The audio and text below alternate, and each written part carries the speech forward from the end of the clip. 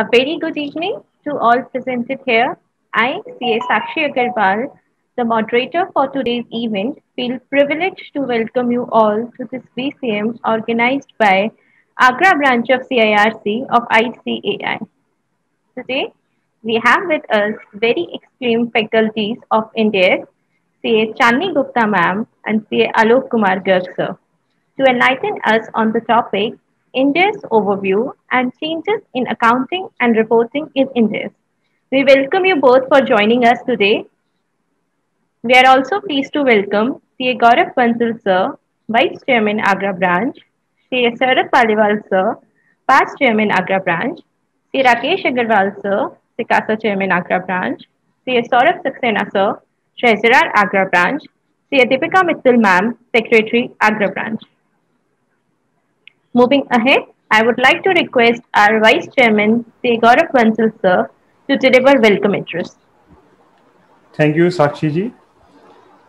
I am feeling very privileged to welcome our special faculties, CA Alok Garg ji and CA Chandni Gupta ji.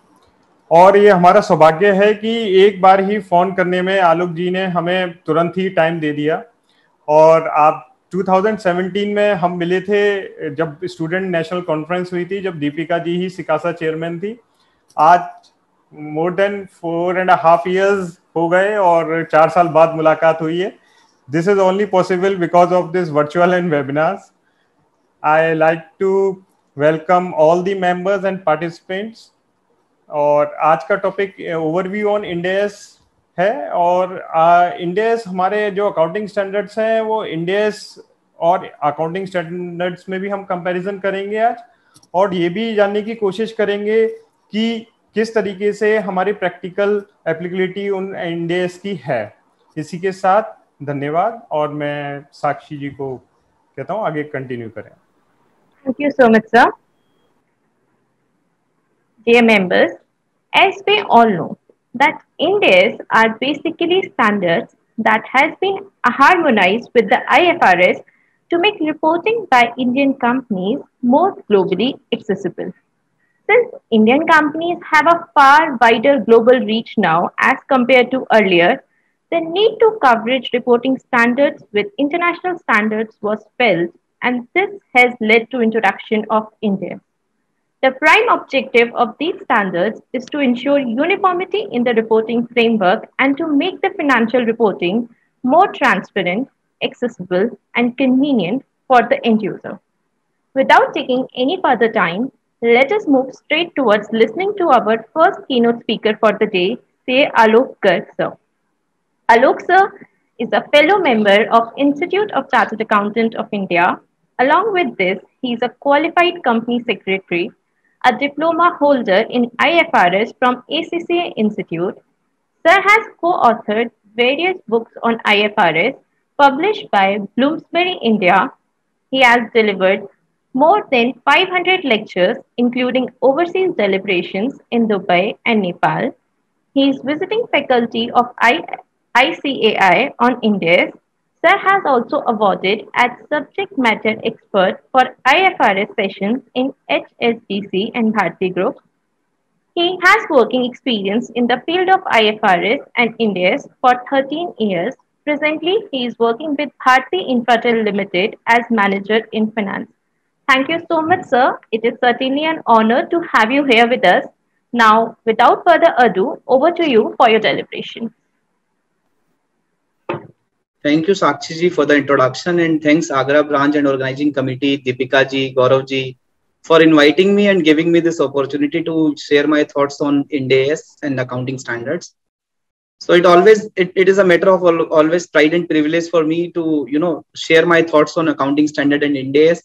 And if it is a northern branches like the Delhi, NCR, Agra, and nearby branches, so it's like a home branch for me.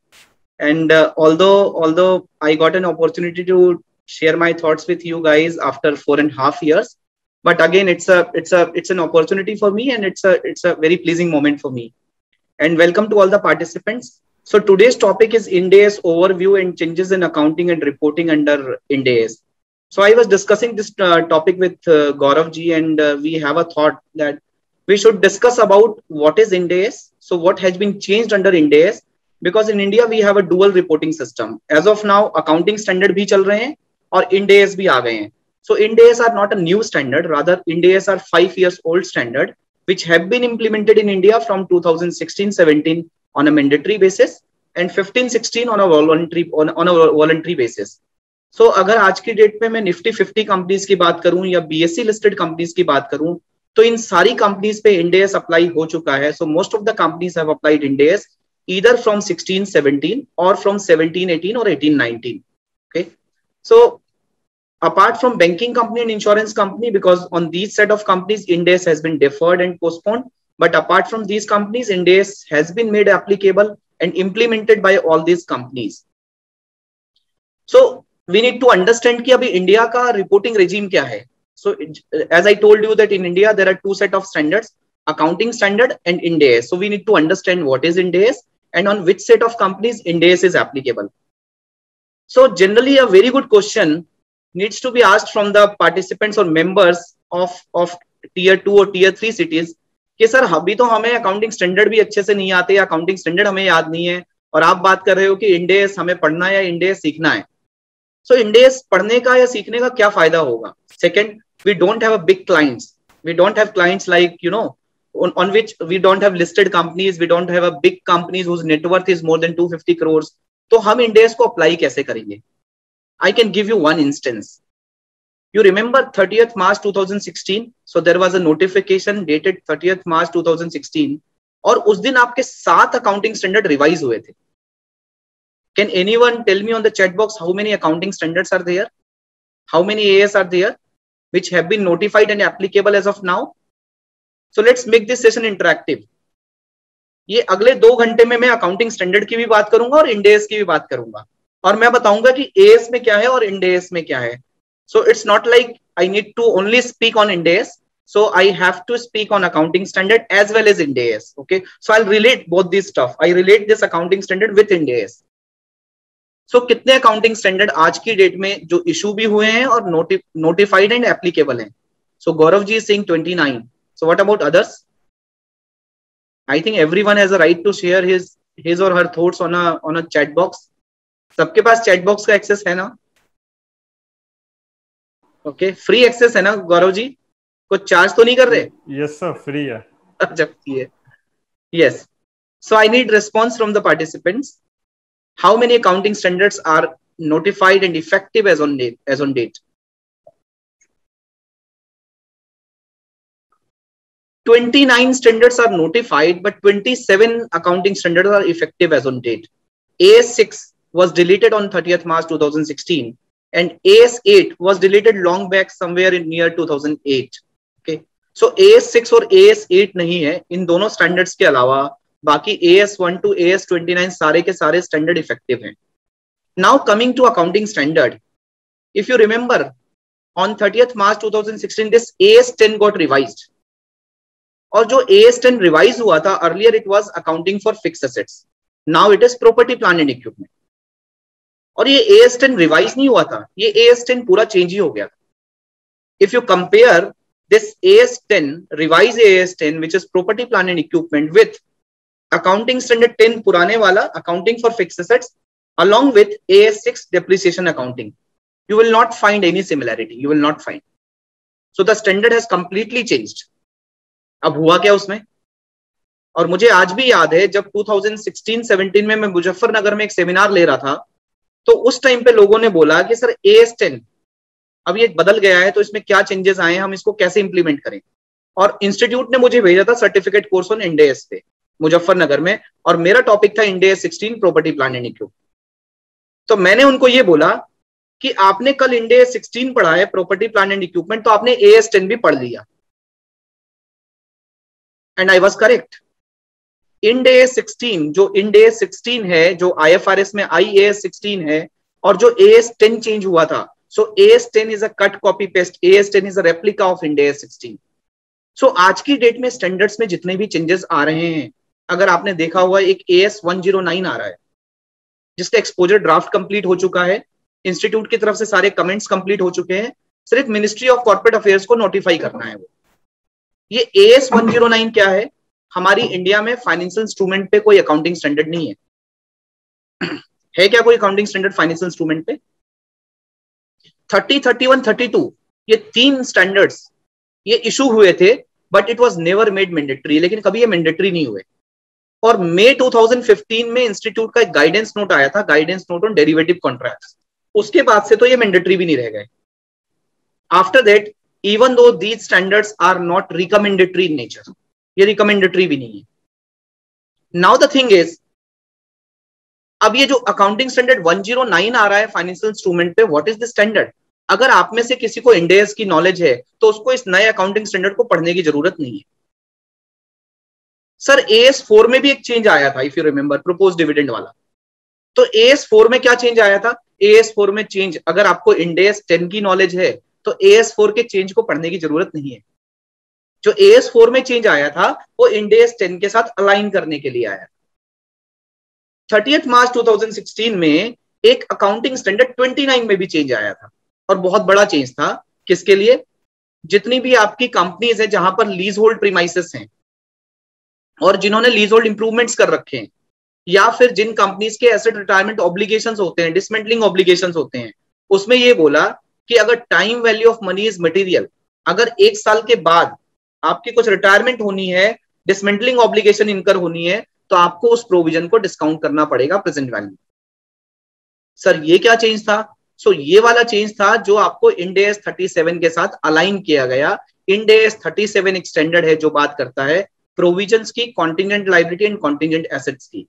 तो AS 29 जो हमारा provisions का standard है, उसको align किया गया end AS 37 के साथ on account of site dismantling obligation, asset retirement obligation. So my point of taking this point on the table is, मैं क्यों ये बात बताना चाहता हूं, जनरली जब हम Tier 2 या Tier 3 सिटीज में काम करते हैं, या जब हम वहां पर सेशंस लेते हैं, या जब हम उन वहां के मेंबर से मिलते हैं, तो सबसे पहला फीडबैक और इनपुट ये होता है कि सर इंड AS के तो हमारे पास क्लाइंट ही नहीं है, तो इंड AS की हम इंड AS पढ़ के क्या करेंगे? तो सबसे पहली चीज, आज की डेट में जितने भी चेंजेस अकाउंटिंग स्टैंडर्ड में आ रहे हैं, these changes are made just to align with the Indian accounting standards. So पहली बात कि इंड AS से अलाइन करने के लिए आ रहे हैं, तो अगर आपको इंड AS की नॉलेज है तो आपको फिर अकाउंटिंग स्टैंडर्ड्स में भी प्रॉब्लम नहीं आएगी। दूसरा, जब मैं रोड मैप डिस्कस करूंगा, जब मैं एप्लीकेबिलिटी डिस्कस करूंगा, so then you will need to understand कि धीरे धीरे, so in India we have implemented the phase wise implementation of Ind AS।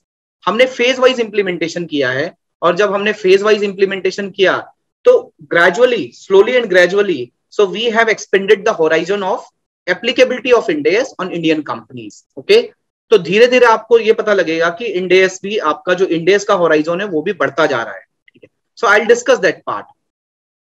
So this was the background how these AS are getting converted into ind AS. Okay, so whatever changes have been made in accounting standards, these changes have been made largely to align with the Indian accounting standards. अब ये Indian accounting standard है क्या? So before discussing what is Indian accounting standard, so let's move to the next slide. And before discussing ind AS, we need to discuss what is IFRS. I think आप सब लोगों ने IFRS का नाम तो सुना होगा. What is the full form of IFRS?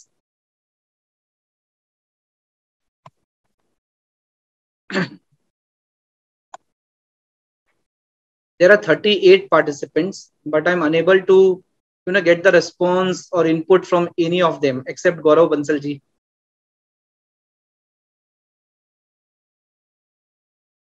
So members just try. और ये मैं पक्का बता सकता हूँ, ये आगरा ब्रांच ने आपसे बिल्कुल पैसे नहीं लेने, गलत रिप्लाई के या सही रिप्लाई के। What is the full form of IFRS? Akash is saying International Financial Reporting System. Okay. What about others?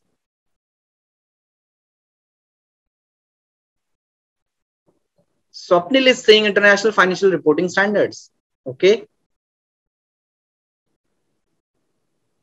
Vibhor is saying International Financial Reporting Standards. Shakshi is again International Financial Reporting Standards. I don't think this full form is correct. According to me, IFRS does not stand for International Financial Reporting Standards. IFRS stands for Intention for Reading Standards. Am I right? Gaurav ji ठीक है ये sir वाली इसीलिए definition? चार लगातार हमने accounting standards पे ही webinar रखी हुई है। कमल गर्ग जी स्पीकर थे, अब 7th को भी कमल गर्ग जी स्पीकर होंगे। तो सबको मतलब बेसिक्स फिर से याद दिलाने के लिए हमने अकाउंटिंग स्टैंडर्ड्स पे लगातार 4 वेबिनार्स रखी हुई हैं सर। बहुत बढ़िया सर, बहुत बढ़िया। यस, सो आईएफआरएस की फुल फॉर्म अगर आप मेरे मुंह से सुनो या अगर आप मेरा थॉट प्रोसेस अगर पूछो तो IFRS is not international financial reporting standard, it is intention for reading standards. आपकी इंटेंशन होनी चाहिए स्टैंडर्ड्स पढ़ने की बस। तो ये जैसे आपके अकाउंटिंग स्टैंडर्ड है वैसे ही आपके आईएफआरएस हैं, although these are the international standard, global standard, but जैसे हमारे अकाउंटिंग स्टैंडर्ड ड्राफ्टेड है वैसे ही आईएफआरएस ड्राफ्टेड है। तो कोई चैलेंज नहीं है आईएफआरएस सीखने, समझने और पढ़ने में। But yes, the global full form of IFRS is International Financial Reporting Standard. So this was only on the lighter side, intention for reading standard. ये आलोक गर्ग की definition है, global definition नहीं है. But yes, going by the substance, I can say that this definition is also correct, international intention for reading standards. So let's move forward. If you see on the screen, there is one gentleman and the name of this gentleman is Mike, and Mike is from France. And the next one is Mi Chi Pi from Hong Kong. And the third one is Morris from Kenya. And the fourth one is Muko Ono from Japan. And the fifth one is Max from Australia. And the last but not the least, Mr. Kejriwal from India. These 6 gentlemen went to London to attend a conference. ये 6 लोग, ये 6 members, ये 6 बंदे from different 6 countries, ये London गए एक meeting attend करने के लिए। Now they have to discuss, they have to argue, they have to make their points on the table, and they have to reach at a consensus, they have to conclude. But the problem was Mike only knows French language, Mike knows French, Mi Chi Pi knows Chinese, Morris either knows Mandarin or knows English, Muko Ono knows Japanese, Max knows English, and Mr. Kejriwal, which language? Kejriwal ji को कौन सी language पता है? Hindi. And mister Kejriwal knows Hindi. आपको लगता है कि इस meeting का कोई रिजल्ट निकलेगा? Do you think that this meeting will be fruitful? They will be able to conclude something? आपको ऐसा लगता है कि इस मीटिंग का कोई फायदा होगा? यस और no? I am just asking, yes or no?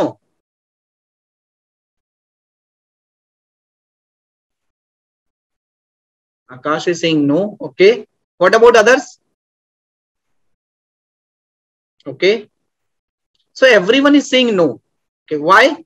What is the problem? What is the problem? Language is the problem. Am I right? The problem is language. So language is the problem. Okay, because there is no uniformity in language. They are communicating in different language.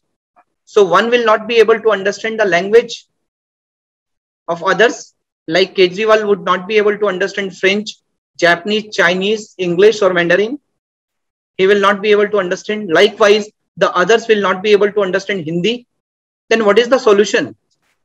The solution is common language. अगर सबको एक common language आती हो या internationally accepted language सबको आती हो तो उससे क्या होगा? उससे काम बन जाएगा।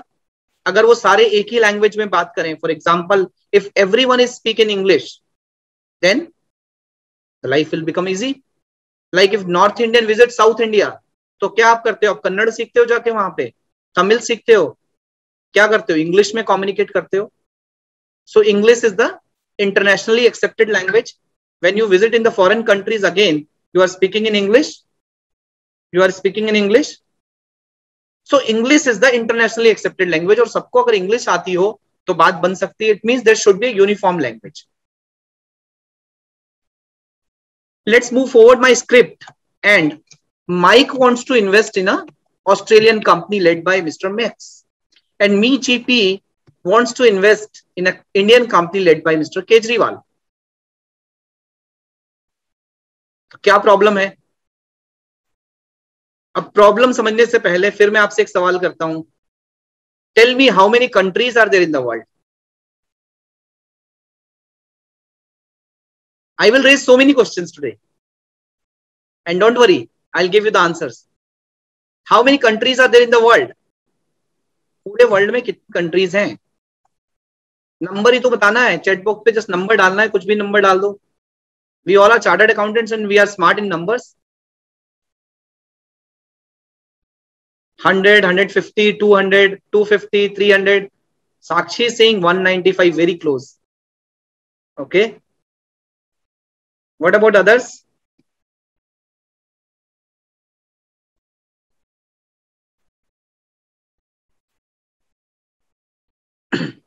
Gaurav ji is saying 195. Priyanka is again saying 195 and somebody has told 206. Vibhor is saying 206. There are 200 legal countries in the world, 200. And you know how many reporting gaps are there in the world? When I say gap, generally accepted accounting principle. Indian gap, Canadian gap, US gap, UK gap, French gap, Australian gap, African gap, Bhutanese gap, Portuguese gap, Chinese gap, Japanese gap. आपको पता है कितने gap हैं पूरे world में? I mean to say, how many ways of accounting and reporting is there in the world? More than 50 gaps are there in the world. 50 से ज्यादा तौर तरीके हैं अकाउंट्स बनाने के, फाइनेंशियल स्टेटमेंट बनाने के, 50 से ज्यादा. सो टेल मी, जितने मैंने गैप्स के नाम लिए, Indian GAAP, US GAAP, UK GAAP, French GAAP, Canadian GAAP, Bangladeshi GAAP, Bhutanese GAAP, इन सारे गैप्स में, इन सारे वर्ड्स में क्या कॉमन है? इन सारे वर्ड्स में क्या कॉमन है? What is common in these two words which I have taken?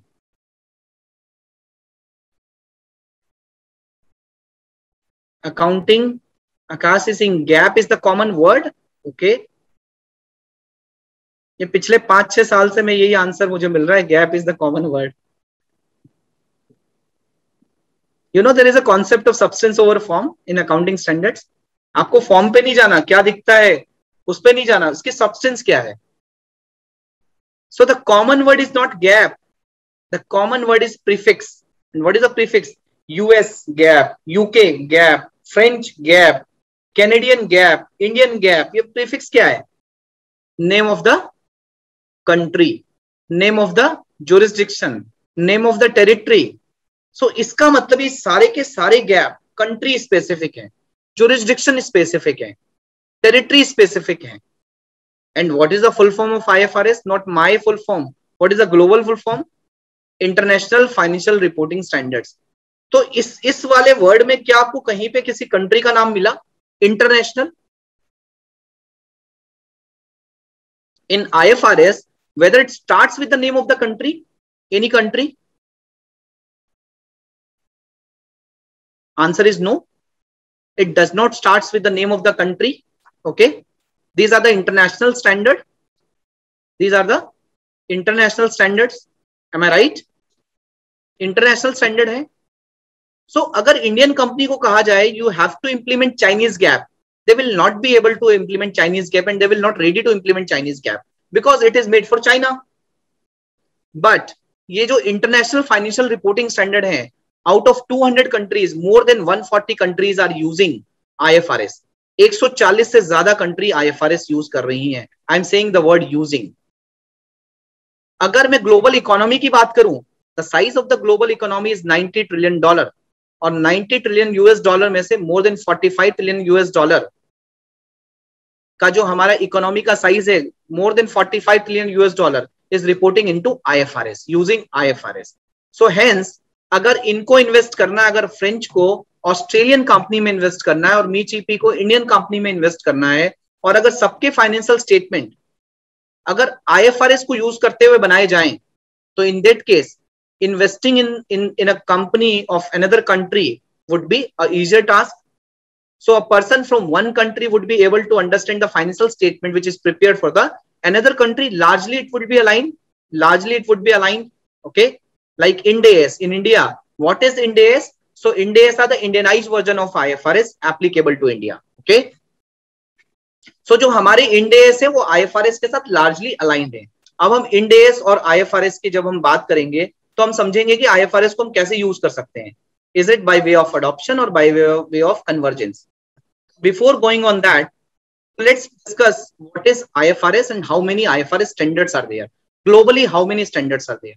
So as of now, let me talk about how this IFRS standard have been evolved. In 1973, there was a committee, International Accounting Standard Committee, and that committee was formed in 1973. And the first standard, पहला जो international accounting standard था, इस committee ने 1973 में issue किया था, जिसका नाम था इंटरनेशनल अकाउंटिंग स्टैंडर्ड कमिटी. और इस कमिटी ने पहला स्टैंडर्ड इशू किया था as a international accounting standard, IAS. इस कमिटी ने स्टैंडर्ड इशू करने क्यों स्टार्ट किए? What was the objective? बहुत सारी ऐसी कंट्रीज थी जिनके पास अपने अकाउंटिंग स्टैंडर्ड नहीं थे. Example, African countries. बहुत सारी अफ्रीकन कंट्रीज थी जिनके पास अपने अकाउंटिंग स्टैंडर्ड ही नहीं थे. अगर मैं इंडिया की भी बात करूं तो हमारा जो अकाउंटिंग स्टैंडर्ड बोर्ड है, दैट बोर्ड वाज कॉन्स्टिट्यूटेड इन 1977. और जो हमारे पहली बार जो अकाउंटिंग स्टैंडर्ड नोटिफाई हुए थे वो कंपनीज अकाउंटिंग स्टैंडर्ड रूल्स 2006 में हुए थे. अगर मैं मिडिल ईस्ट की बात करूं तो मिडिल ईस्ट में अभी तक 2-3 साल पहले तक they are using hybrid system, they are using hybrid accounting system. वो मिक्स करके अपने फाइनेंशियल स्टेटमेंट कुछ IFRS के हिसाब से बनाते थे और कहीं ना कहीं वो अपने जो इंडस्ट्री प्रैक्टिस है या अपने प्रिंसिपल्स हैं वो भी डाल देते थे. So now middle east is using IFRS. अगर मैं भूटान की बात करूं तो भूटान में 2016 में ICI इंडिया ने भूटान के लिए स्टैंडर्ड डेवलप किए and fortunately I was part of that project. So Bhutan के लिए जो अकाउंटिंग स्टैंडर्ड किसने बनाए? ICI इंडिया ने बनाए 2016. तो उस टाइम पे in 1973 there were a lot of countries where accounting guidance was not there. और ऑब्जेक्टिव क्या था इंटरनेशनल अकाउंटिंग स्टैंडर्ड कमिटी का? कि उन कंट्रीज के लिए स्टैंडर्ड डेवलप करना, एक कॉमन स्टैंडर्ड डेवलप करना, और ये कॉमन स्टैंडर्ड अगर कोई भी कंट्री यूज करना चाहे तो यूज कर सकती. और 1973 में उन्होंने पहला स्टैंडर्ड इशू किया, इंटरनेशनल अकाउंटिंग स्टैंडर्ड 1. इस तरीके से 1973 से लेकर 2001 तक, in the 28 years, they have issued 41 international accounting standard. उन्होंने 41 इंटरनेशनल अकाउंटिंग स्टैंडर्ड इशू कर डाले. बट आफ्टर द 3 decades, जो कमिटी मेंबर थे इंटरनेशनल अकाउंटिंग स्टैंडर्ड कमिटी के, India was also a member nation. जो कमिटी मेंबर थे, they felt कि now the time has come when the structure of this international accounting standard needs to be more strengthened. ये जो international accounting standard का structure है इसको और थोड़ा रोबस्ट करना चाहिए और स्ट्रेंथन करना चाहिए. और अब जिस तरीके से स्कैम हो रहे हैं, जिस लेवल पे एक इकोनॉमी ने दूसरे इकोनॉमी के साथ ट्रांजैक्शन करनी स्टार्ट कर दी है, एक कंट्री की दूसरी कंट्री के साथ ट्रांजैक्शंस हो रही हैं, उसके हिसाब से हमें इंटरनेशनल अकाउंटिंग स्टैंडर्ड को एक नया रूप देना चाहिए और हमें इसको स्ट्रेंथन करना चाहिए. इस मकसद से इन 2001 this international accounting standard committee was replaced by international accounting standard board. पहले जो committee international accounting standard committee थी उसको खत्म करके इंटरनेशनल अकाउंटिंग स्टैंडर्ड बोर्ड बना दिया. और ऑब्जेक्टिव क्या था कि जितने भी इंटरनेशनल अकाउंटिंग स्टैंडर्ड हैं उनको हम खत्म करके अब जितने भी नए स्टैंडर्ड इशू होंगे हम IFRS टाइटल में इशू करेंगे, इंटरनेशनल फाइनेंशियल रिपोर्टिंग स्टैंडर्ड के तहत इशू करेंगे.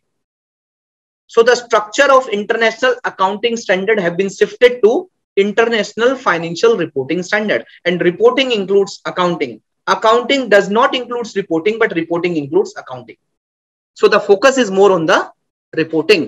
तो अगर मैं बात करूं अकाउंटिंग स्टैंडर्ड के अंदर किसी कंपनी ने अगर अपने फाइनेंशियल स्टेटमेंट बनाए हैं और वो फाइनेंशियल स्टेटमेंट 30 पेज के हैं, सेम फाइनेंशियल स्टेटमेंट अगर इंड AS में बनाए जाएं, so it would be at least 45 to 50 pages. Why? Because there are robust disclosure, there are lot of disclosure, detailed disclosure which is required under Indian accounting standard, Ind AS. Okay, structure क्या है और IASB का काम क्या था? IASB का काम ये था कि जो 28 years में 41 इंटरनेशनल अकाउंटिंग स्टैंडर्ड इशू हुए हैं, हम उन सबको रिव्यू करेंगे.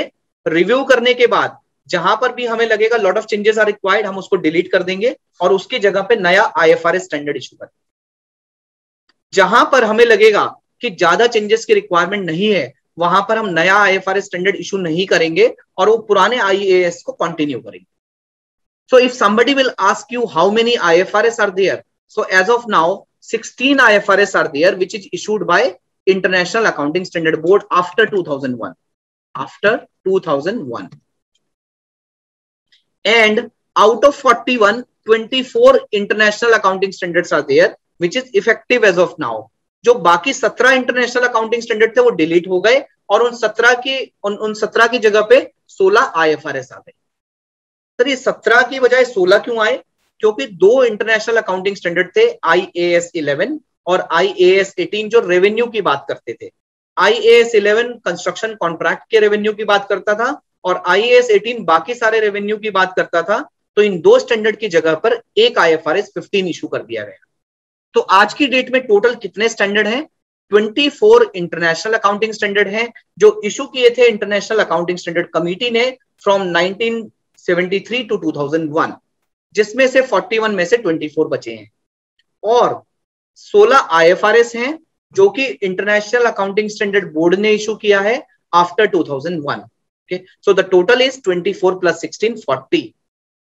इसके अलावा आप लोगों को पता होगा जैसे हमारे अकाउंटिंग स्टैंडर्ड में अकाउंटिंग स्टैंडर्ड इंटरप्रिटेशन हुआ करती थी पहले। Are you aware about accounting standard interpretation? अब हमारे स्टैंडर्ड के साथ मर्ज हो गई है अकाउंटिंग स्टैंडर्ड के साथ, बट पहले there was ASI also, accounting standard interpretation also. Do you remember that? जैसे आपको एक AS 16 याद होगा, अकाउंटिंग स्टैंडर्ड 16 बोरोइंग कॉस्ट का स्टैंडर्ड है और उस बोरोइंग कॉस्ट में बात करता है कि बोरोइंग कॉस्ट क्या होती है। So borrowing cost which is applicable on a qualifying asset. Qualifying asset क्या होते हैं? Which takes substantial period of time, which takes substantial period of time, वो होता है क्वालिफाइंग एसेट। अब substantial period of time standard में define नहीं है, तो ये कहां डिफाइन है? अकाउंटिंग स्टैंडर्ड इंटरप्रिटेशन में डिफाइंड है, ASI में defined. Okay, so ASI 1 was issued which gives a clarification on substantial period of time. What is meant by substantial period of time? But आज की डेट में अगर accounting standard में बात करूं तो अलग से ASI नहीं है, वो अकाउंटिंग स्टैंडर्ड में मर्ज कर दी गई है। तो अब AS 16 में ही बोरोइंग कॉस्ट के डेफिनेशन में सब्सटेंशियल पीरियड ऑफ टाइम को भी नीचे डिफाइन कर दिया गया। वैसे ही ग्लोबली दो कमिटी थी, पुरानी कमिटी का नाम था SIC स्टैंडिंग इंटरप्रिटेशन कमिटी और नई कमिटी का नाम है IFRIC committee, international financial reporting interpretation committee. तो ये जो पुरानी कमिटी की इंटरप्रिटेशन थी वो 5 इंटरप्रिटेशन बची हैं और नई कमिटी की 15 इंटरप्रिटेशन हैं।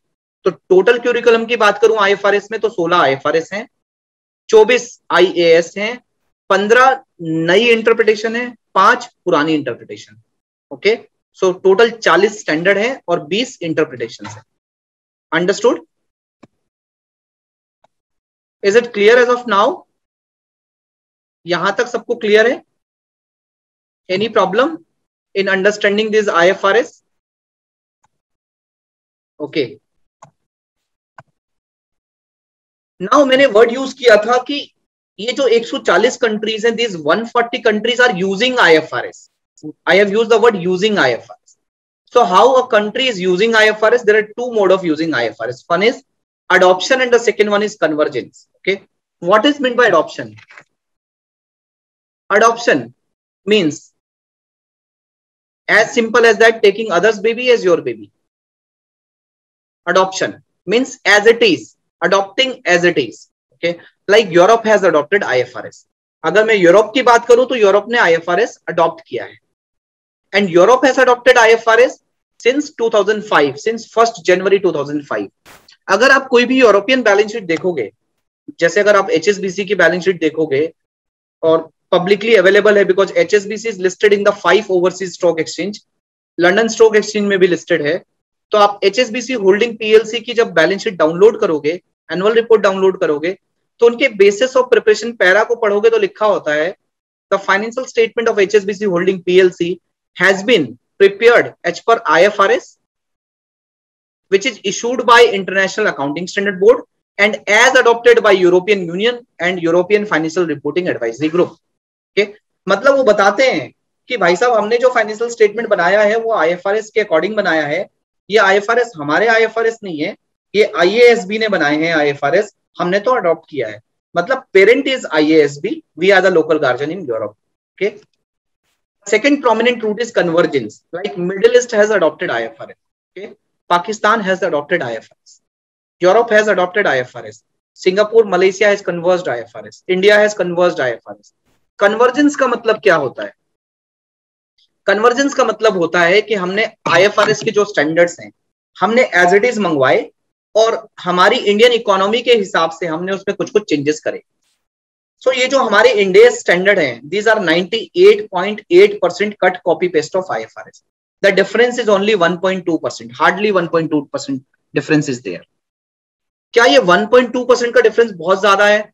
अगर मैं पूछूं क्या आपको 50-60% से ज्यादा अकाउंटिंग स्टैंडर्ड याद है? आई डोंट थिंक कि आपको 50-60% से ज्यादा अकाउंटिंग स्टैंडर्ड याद भी होंगे।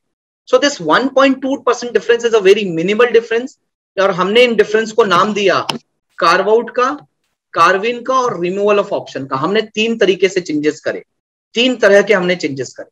हमने कौन कौन से चेंजेस करे? सबसे पहले अकाउंटिंग स्टैंडर्ड 14 एक स्टैंडर्ड है जो बात करता है अकाउंटिंग फॉर अमालगमेशन। एएस में यही है ना, AS 14 जो अमालगमेशन की बात करता है। M I right?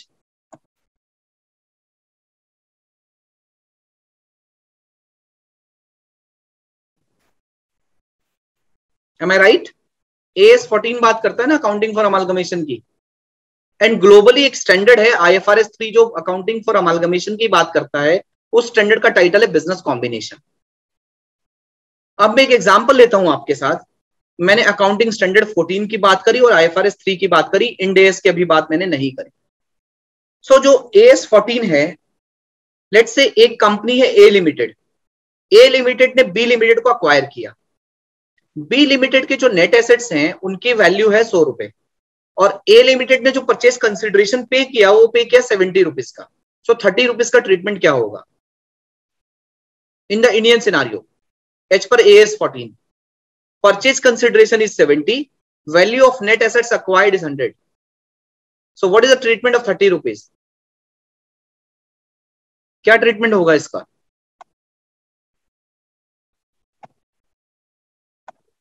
I am waiting for the answers. Akash is saying capital reserve. You are right, Akash. Anyone else? Yes, in Indian scenario it is a capital reserve, but in international scenario IFRS 3 says that this 30 rupees will go to the P&L as an other income. And we have said to IASB, we told IASB that dear IASB, this is not an ordinary kind of gain, and the objective of a company of a business is not to acquire business and not to earn profit on that. Profit I mean to say profit on acquisition of business. आप business कब acquire करोगे? जब आपको उसमें synergy दिखेगी, और जब आपको उसमें सिनर्जी दिखेगी, जैसे जब फेसबुक ने व्हाट्सएप को अक्वायर किया था, सो जो व्हाट्सएप की वैल्यू थी इन terms of asset size, and WhatsApp has hardly 50 employees and the value is $0.5 billion, but Facebook has paid $20 billion to acquire WhatsApp. Why Facebook has paid additional $19.5 billion? So when a company acquired another company, so the reason for acquiring another company is to just to look at the synergies. Okay, जब synergy होगी, फायदा होगा, तभी तो acquire करोगे, और अगर acquire करने में फायदा होगा तो इसका मतलब आपको प्रीमियम भी देना होगा. So there is a very minimal chances where you earn a capital reserve, where there will be a capital reserve. Okay. और किसी बिजनेस का ऑब्जेक्टिव ये नहीं हो सकता कि मुझे बिजनेस खरीदना है और उस बिजनेस को खरीदने पे मुझे पैसे कम देने और ज्यादा एसेट्स लेने हैं. So it is not in the ordinary course of business. So हमने बोला, जब हमने इंड AS स्टैंडर्ड बनाए, इंड AS 103 जो स्टैंडर्ड है, जो IFRS 3 का काउंटर पार्ट है, हमने बोला कि भाई साहब हम ऐसा ट्रीटमेंट नहीं करेंगे, will not take this into the P&L. ओके, और हम इसको जैसे पुराने स्टैंडर्ड में करते आ रहे थे, capital reserve, we will take it to the capital reserve. और जो हमने डिफरेंट ट्रीटमेंट किया, this different treatment is nomenclated as a carve out. Carve out का मतलब doing a different treatment in comparison to IFRS. Okay, I think carve out is clear to everyone. Carve out का मतलब जो treatment IFRS में दिया हुआ है उससे अलग ट्रीटमेंट करना इन AS. I hope it is clear to everyone.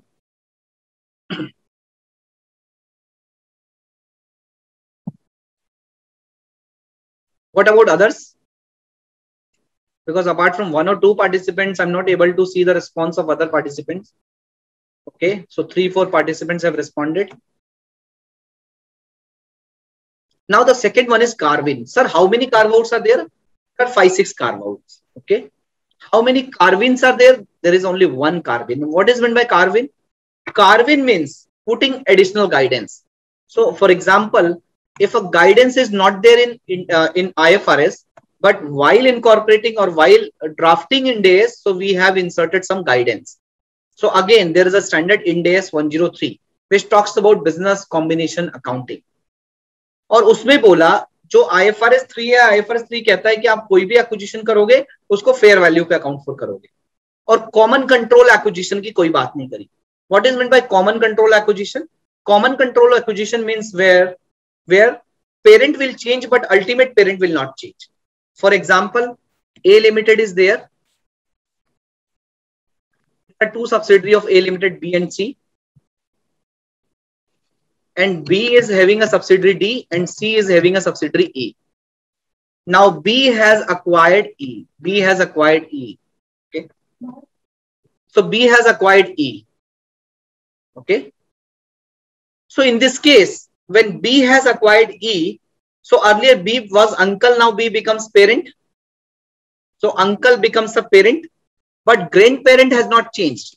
Even though before acquisition of E, the grandparent of E is A, but after acquisition of E, still the grandparent is A. So this transaction is known as a common controlled acquisition, common control transaction. So we have put an additional guidance in terms of common control acquisition, and we told in case of a common control acquisition, the accounting will be on the pooling of interest method. Pooling of interest method.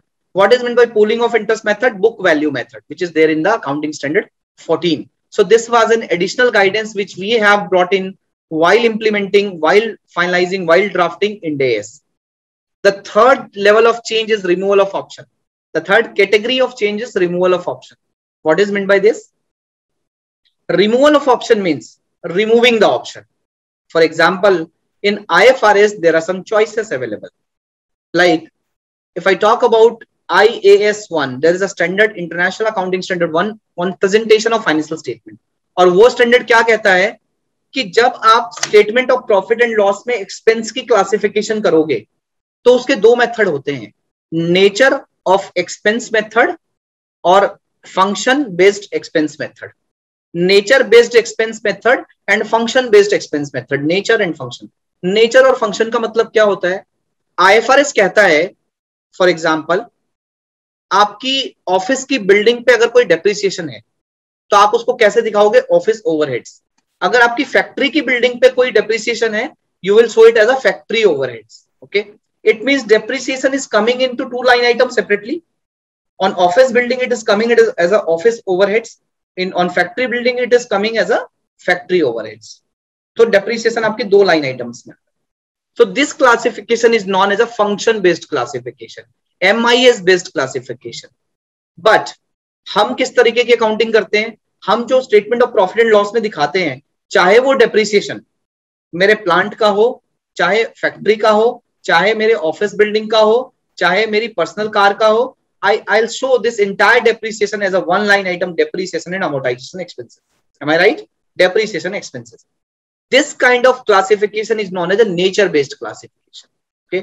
और हमने बोला जब हमने Ind AS 1 draft किया तो हमने बोला कि आपके जो दो मेथड हैं, चाहे आप नेचर अप्लाई कर लो चाहे आप फंक्शन अप्लाई कर लो, on the classification of expenses in the profit and loss हम फंक्शन बेस्ड पे नहीं जाएंगे. हम हिंदुस्तान में पहले से नेचर बेस्ड मेथड अप्लाई करते हुए आ रहे हैं, तो we will continue with the nature based method and hence it is known as a removal of option. Why? क्योंकि दो ऑप्शन दिए थे, उसमें से हमने एक ऑप्शन रिमूव कर दिया. It is not a carve out. Carve out का मतलब क्या होता है?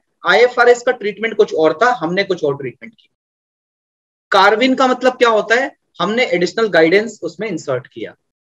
और रिमूवल ऑफ ऑप्शन का मतलब क्या होता है कि दो ऑप्शन दिए थे, हमने उसमें से एक को रिमूव कर दिया. Is it right? Any problem, any challenge यहां तक समझने में किसी को? Shall I move forward? Okay. So India has not adopted IFRS. India has converged to IFRS. And what is the difference between IFRS and Ind AS? Carve out, carve ins, and removal of options.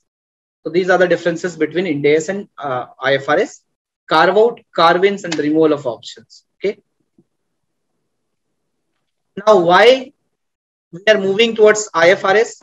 We are moving towards IFRS because IFRS is used in more than 140 countries across the globe by way of adoption and convergence. So we were moving to an international regime. We want to have a uniform reporting language, and that is why we have implemented IFRS in terms of Indian accounting standards.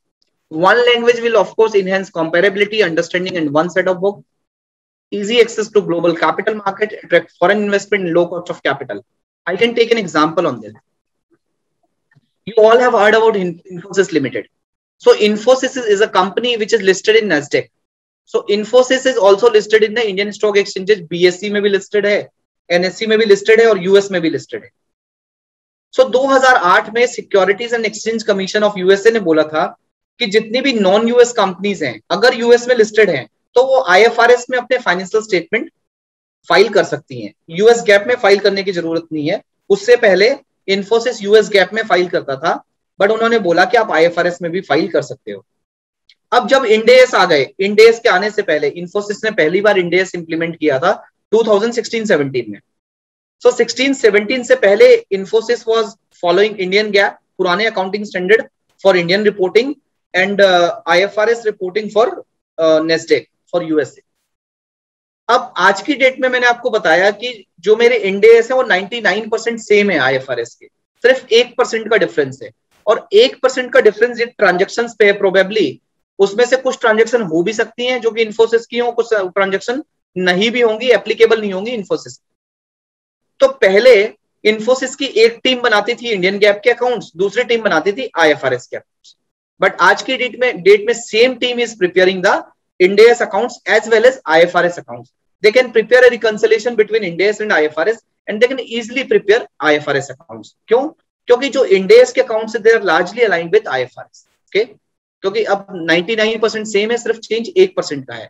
So there is a hardly change. There is hardly a change related to 1 or 2 transaction maximum. अगर मैं भारतीय Airtel या Infotel की बात करूं तो हमारे case में हार्डली 1 या 2 ट्रांजेक्शंस का इंपैक्ट होता है where there is a change. Otherwise substantially Ind AS accounts are same as of IFRS accounts. Okay, I hope it is clear to everyone. Let me know if there is any problem, any doubt, or you require any clarification.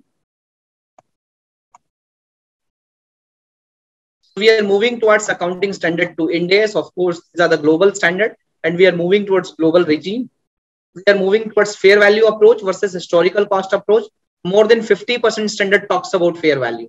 And there is a special standard, Ind AS 113, which talks about how to measure fair value, how to determine fair value, what should be the input, what should be the input for that, which approach is required to be followed for fair valuation, for measurement of an asset and liability at fair value.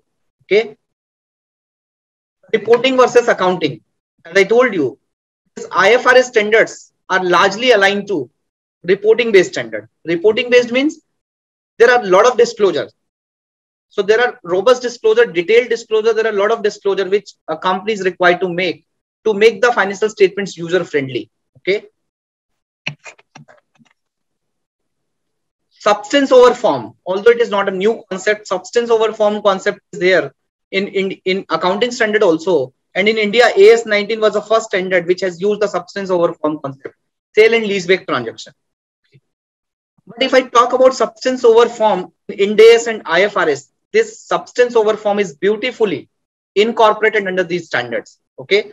I'll take an example to explain the substance over form. For example, there is a car dealer, and car dealer has sold a car to Mr. Gaurav Bansal on 25th March 2021. Car dealer ने 25 मार्च 2021 को गौरव जी को एक car बेची 10 लाख रुपए. अब उसने बोला कि 10 लाख रुपए की कार है और हम आपको 5 साल तक फ्री सर्विस देंगे. तो सबसे पहली बात कि क्या कार डीलर ने सिर्फ कार बेची? नहीं, उसने सिर्फ कार नहीं बेची, उसने कार के साथ साथ 5 साल की सर्विस भी बेची. Although he is saying that the 5-year services are free with this car, but does it free? Is it free? It is not free. Gaurav ji ने जिस कार डीलर से आगरा में कार खरीदी, एंड ही इज सेइंग कि मुझे तो इस car के साथ 5 सर्विस फ्री मिली है 5 साल तक। तो अगर मैं उस कार डीलर के पास जाऊं और कहूं कि भाई तुम सर्विस तो फ्री देते हो तो मुझे भी फ्री दे दो, क्या वो मुझे फ्री देगा? नहीं देगा। तो उसने उनको क्यों दी, गौरव जी को क्यों कार की सर्विस फ्री दी? क्योंकि उसने कार खरीदी, उन्होंने कार खरीदी। इसका मतलब ये है जिसने कार खरीदी उसी को सर्विस फ्री मिली। इसका मतलब going by the substance it is not free. उसने जो 10 लाख रुपए चार्ज किए, उसने 10 लाख रुपए में 2 चीजें बेची, एक तो कार बेची, गुड्स बेचे, दूसरा सर्विस बेची।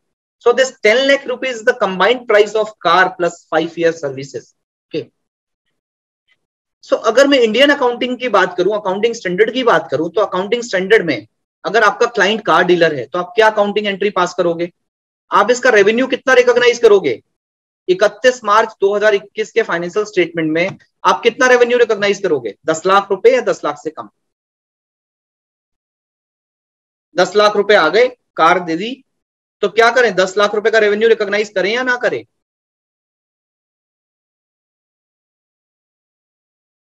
Tell me what will happen. Gaurav ji क्या करोगे आप?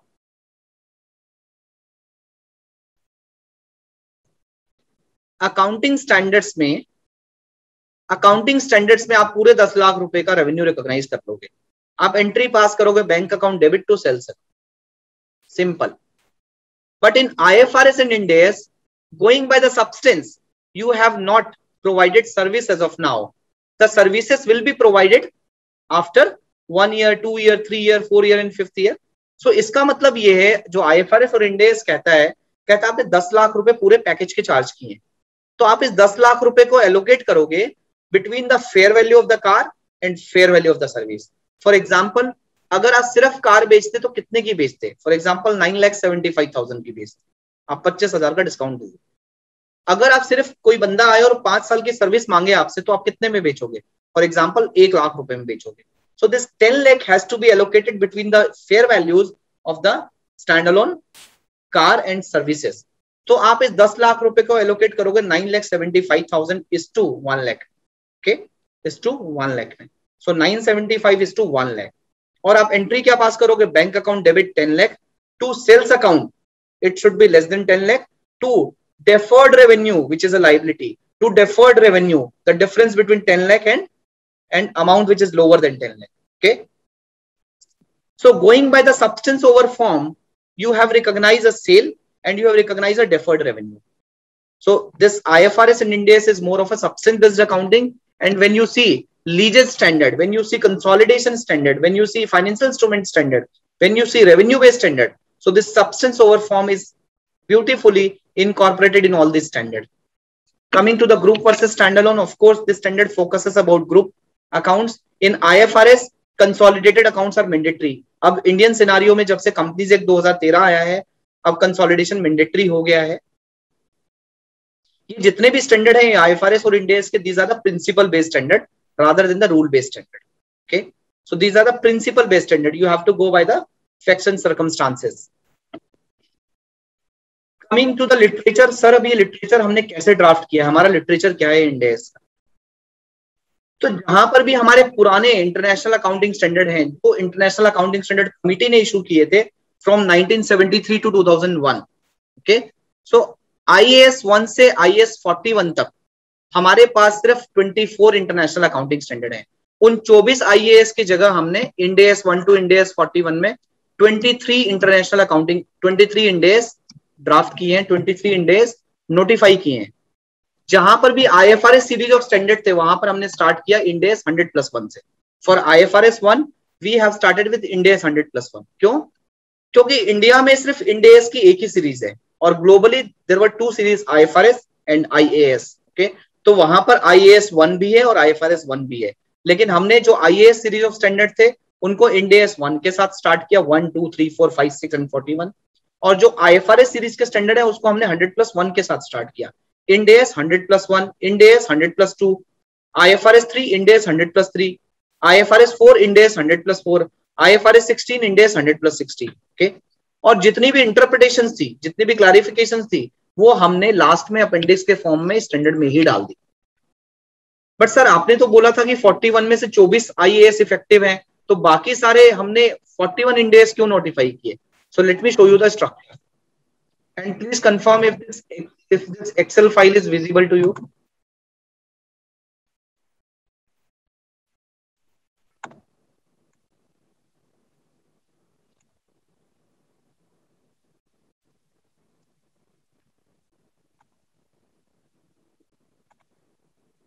Let me know if this Excel is visible.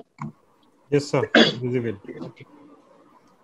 अगर आप इस एक्सेल फाइल को देखेंगे तो IAS 1, IAS 2 ये दो इंटरनेशनल स्टैंडर्ड है जिसके अगेंस्ट में हमने इंडेस 1 और इंडेस 2 नोटिफाई किया। अगर आप देखेंगे तो IAS 3, 4, 5, 6 नहीं है। क्यों नहीं है? क्योंकि IFRS सीरीज में चला गया।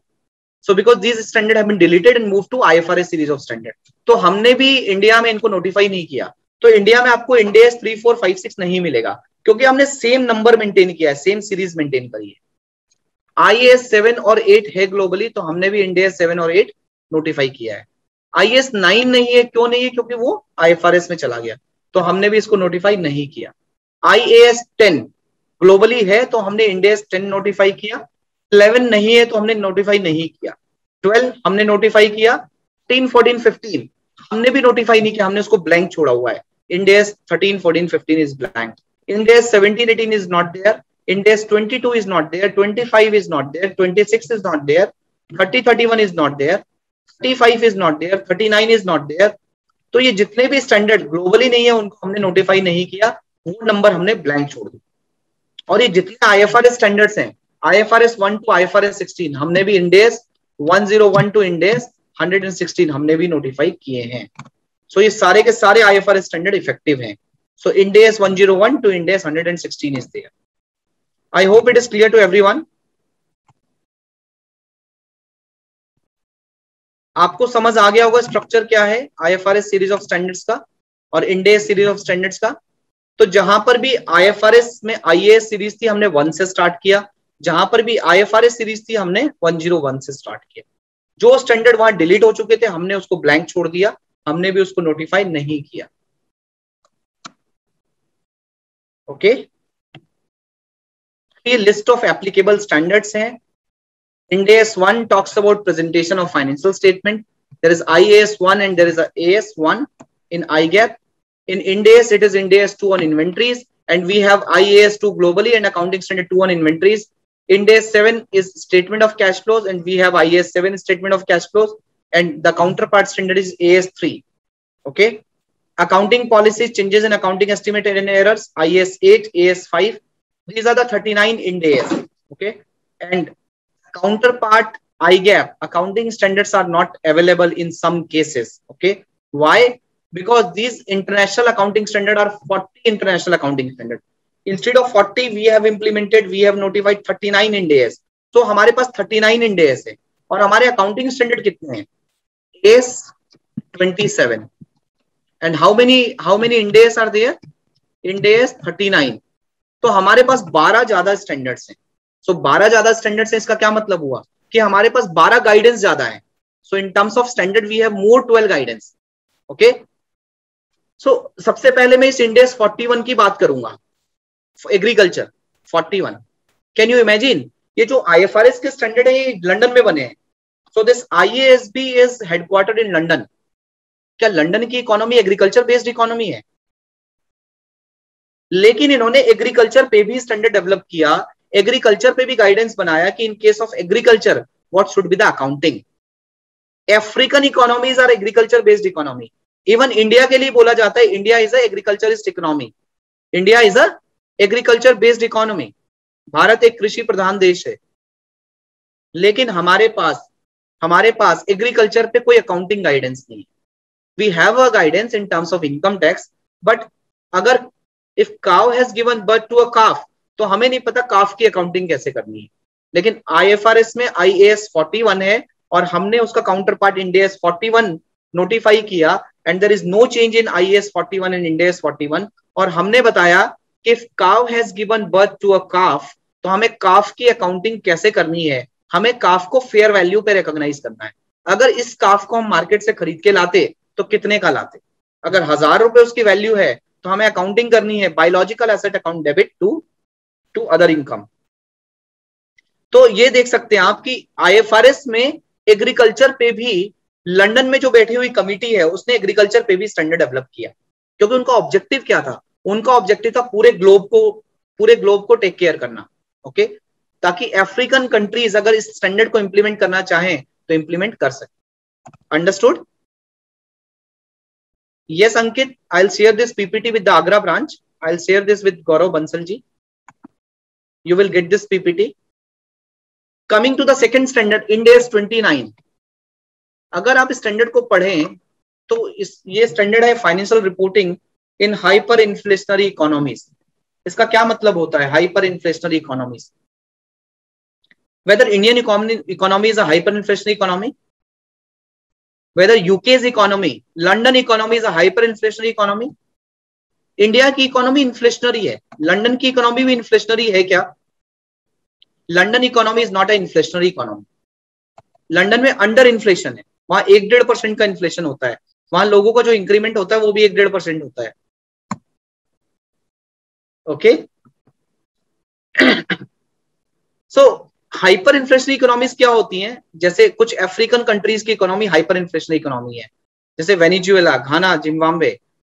हाइपर इन्फ्लेशनरी का मतलब क्या होता है? इसका मतलब होता है व्हेन इन 3 years, जब भी अगर 3 साल में cumulative inflation of a country crosses और reaches to 100%, it is considered as a hyper inflation.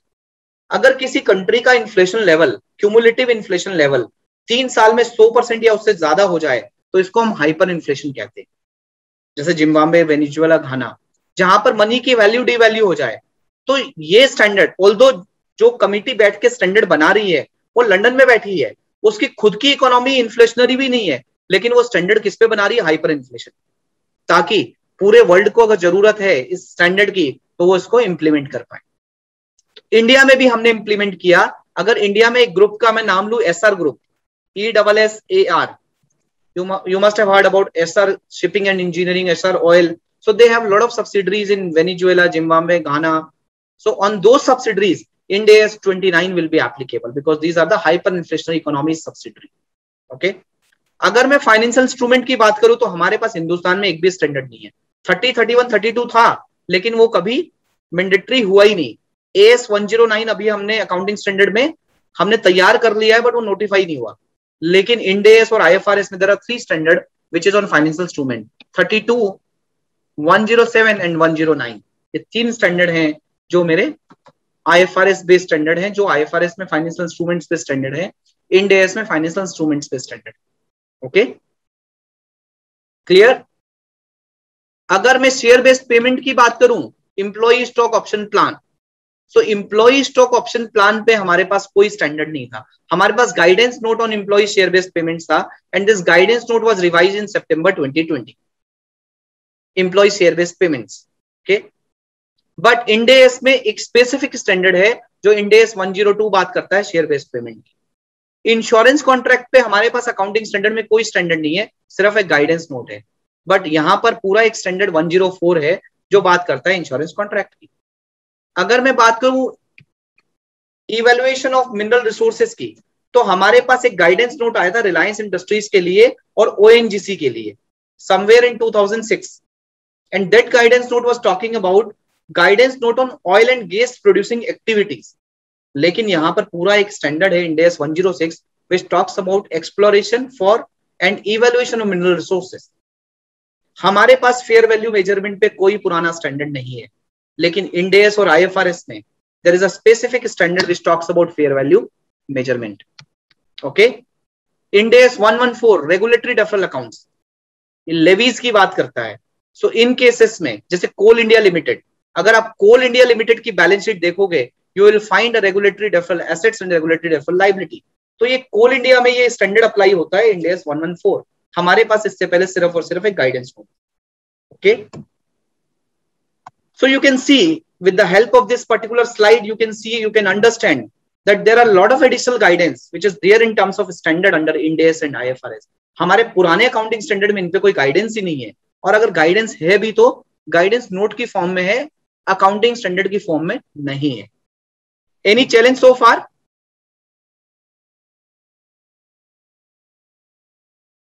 I think you all are comfortable so far. कोई प्रॉब्लम समझने में? Should I repeat anything? Okay, let's move forward. Now I want to discuss how many elements of financial statements are there.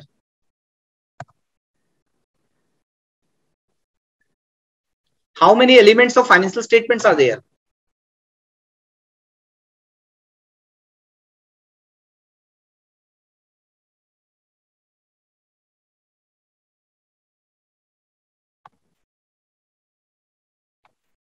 What are the elements of financial statement? ये तो बड़ा simple question है chartered accountants के लिए. Financial statement के कौन कौन से एलिमेंट हैं? वो 5 तत्व कौन कौन से हैं? I am waiting for the answer. What are the 5 elements of financial statement?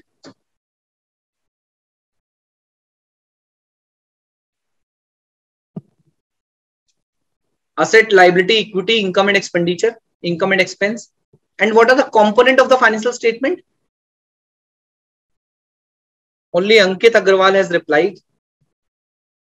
What are the component of the financial statement? Financial statement के component कौन-कौन से होते हैं? अगर मैं अकाउंटिंग स्टैंडर्ड सिनारियो में बात करूं तो एएस में कौन-कौन से कंपोनेंट होते हैं? Balance sheet, profit and loss, statement of cash flows and notes and other explanatory information. और अगर मैं इंडेस में बात करूं तो इंडेस में कौन-कौन से कंपोनेंट होते हैं?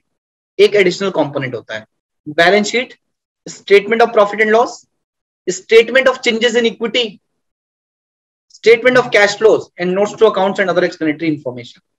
What is this statement of changes in equity?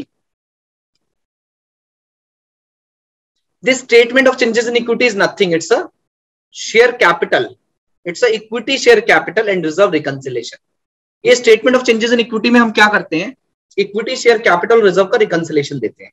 आपकी opening capital ये थी, इतनी आपने capital issue करी, इतना आपने buyback करा और ये आपकी closing capital है. आपकी ओपनिंग रिटेन अर्निंग 100 रुपए थी, आपने 50 रुपए कमाए during the period, during the year, आपने 40 रुपए का डिविडेंड बांट दिया, 110 रुपए आपकी क्लोजिंग रिटेन अर्निंग है. Is it clear? सो ये सारा काम तो हम अकाउंटिंग स्टैंडर्ड में पहले भी करते थे. हम इसको statement of changes in equity को अलग से कंपोनेंट क्यों बता रहे हैं इंड एस में? These are the Ind AS financial statement component. हम इसको अलग से इसलिए बता रहे हैं क्योंकि ये statement of changes in equity एक ऐसी स्टेटमेंट है जिसपे जो स्टैट्यूटरी ऑडिटर होगा वो भी साइन करेगा और पूरे बोर्ड ऑफ डायरेक्टर्स उस पे साइन करेंगे. So it has been classified as a separate component. Okay, जैसे बैलेंस शीट पे होता है, प्रॉफिट एंड लॉस पे होता है, कैश फ्लो पे होता है, वैसे statement of changes in equity पे भी वैसे ही सारे के सबके साइनिंग सबके साइन होंगे. So everyone has to sign in a similar manner in which they are signing into the balance sheet, P&L, cash flow. So in the same manner, they have to sign the statement of changes in equity. Okay. Then coming to the Ind AS roadmap in India. आपको पता है पहले जो accounting standards थे वो level 1, level 2, level 3 होते थे. अब उनके भी 4 लेवल हो चुके हैं. Are you aware about that? कि जो हमारे अकाउंटिंग स्टैंडर्ड हैं तो AS, Ind AS, there are 2 set of accounting standard, AS and Ind AS. India में ये 2 set of accounting standard applicable है, AS and Ind AS. So AS पहले 3 level पे होते थे, लेवल 1, लेवल 2, लेवल 3. अब AS जो है हमारे ये MSME के लिए अलग है, SME के लिए अलग है और अदर देन SME के लिए अलग है, अदर देन SME के लिए अलग. okay. अगर मैं MSME की बात करूं या अगर मैं अदर देन MSME की बात करूं, so these have been considered as a level 1 और MSME के लिए there is a level 2, level 3, level 4. Okay, so largely ये जो अकाउंटिंग स्टैंडर्ड है 4 लेवल ऑफ एंटिटीज पे एप्लीकेबल होते हैं और जो इंड एस हैं वो कुछ और लेवल ऑफ एंटिटीज पे एप्लीकेबल होते हैं. सो इंड एस की अगर मैं एप्लीकेबिलिटी की बात करूं तो 2 MCA नोटिफिकेशन है, 16 फरवरी 2015 नोटिफिकेशन एंड 30 मार्च 2016 नोटिफिकेशन. सबसे पहले मैं बात करता हूं अकाउंटिंग स्टैंडर्ड्स की एप्लीकेबिलिटी. तो जिन भी स्टैंडर्ड्स पे इंड एस नहीं लगेगा उन पे अकाउंटिंग स्टैंडर्ड लगेंगे. ओके, जैसे नॉन कॉर्पोरेट एंटिटीज. अगर मैं नॉन कॉर्पोरेट एंटिटी की बात करूं, non corporate entity, what could be the example of non corporate entity? What could be the example of non-corporate entity? Yes, what could be the example of non-corporate entity? Partnership firm, right? Proprietorship firm. Okay. What else? Hindu Undivided Family, HUF. Association of person, body of individual, trust, limited liability partnership, LLP. These are, yes, trust, LLP. These are regarded as a non corporate entities. So non corporate entities पे Ind AS apply नहीं होगा. और non corporate entity तो फिर कौन से standard apply होंगे? Non corporate entities पे आपका अकाउंटिंग स्टैंडर्ड अप्लाई होंगे. अकाउंटिंग स्टैंडर्ड अप्लाई होंगे. अब बात आती है, and I request everyone to please write this down, please note it down. सबसे पहले मैं अकाउंटिंग स्टैंडर्ड की बात करता हूं, फिर मैं इंड एस पे जाऊंगा. सो अकाउंटिंग स्टैंडर्ड की जो एप्लीकेबिलिटी है, it has been classified into 4 parts, level 1, level 2, level 3, level 4. Level 1 में कौन सी एंटिटी आएंगी? लेवल 1 में वो एंटिटी आएंगी जिनकी टर्नओवर 250 करोड़ से ज्यादा है. अगर 250 करोड़ से ज्यादा टर्नओवर है, आप एक गौरव जी का एक क्लाइंट है, पार्टनरशिप फर्म है, और उस पार्टनरशिप फर्म की जो टर्नओवर है वो 250 करोड़ से ज्यादा है, और उसकी जो बोरोइंग्स है, उसकी बोरोइंग्स 250 करोड़ से ज्यादा है. 250 करोड़ से ज्यादा उसकी क्या है? 250 करोड़ से ज्यादा उसकी टर्नओवर है, और बोरोइंग उसकी 50 करोड़ से ज्यादा है, 50 करोड़ से ज्यादा उसकी बोरोइंग है. तो उस पे क्या अप्लाई होगा? उस पे अकाउंटिंग स्टैंडर्ड अप्लाई होंगे, non corporate entity accounting standard apply होंगे, और उस पे सारे के सारे अकाउंटिंग स्टैंडर्ड अप्लाई होंगे, AS1 to AS29 in the entirety. Okay, so what is level 1? Level 1 means turnover exceeding 250 crores and borrowing exceeding 50 crores. अगर ये क्राइटेरिया अप्लाई होते हैं तो सारे के सारे अकाउंटिंग स्टैंडर्ड अप्लाई होते हैं. Okay, is it clear? What is considered as a level 2? Normal AS. Yes. What is considered as a level 2? अगर किसी की टर्नओवर 50 करोड़ से ज्यादा है बट 250 करोड़ तक है, 250 करोड़ से ज्यादा नहीं है, 50 से ज्यादा है बट 250 तक है. अगर 250 से ज्यादा हुई तो लेवल 1 में चला जाए. So it is more than 50 but up to 250, and the borrowings are exceeding 10 crore but up to 50 crores, तो वो लेवल 2 में आ जाएंगी. और लेवल 2 एंटिटीज में सारे अकाउंटिंग स्टैंडर्ड अप्लाई नहीं होंगे, कुछ कुछ अकाउंटिंग स्टैंडर्ड आपके अप्लाई नहीं होंगे, कुछ कुछ एग्जेम्पशन दी गई है. जैसे अकाउंटिंग स्टैंडर्ड 3 अप्लाई नहीं हो, AS3 will not be applicable. So are you able to see this Excel file? Let me show you the Excel file.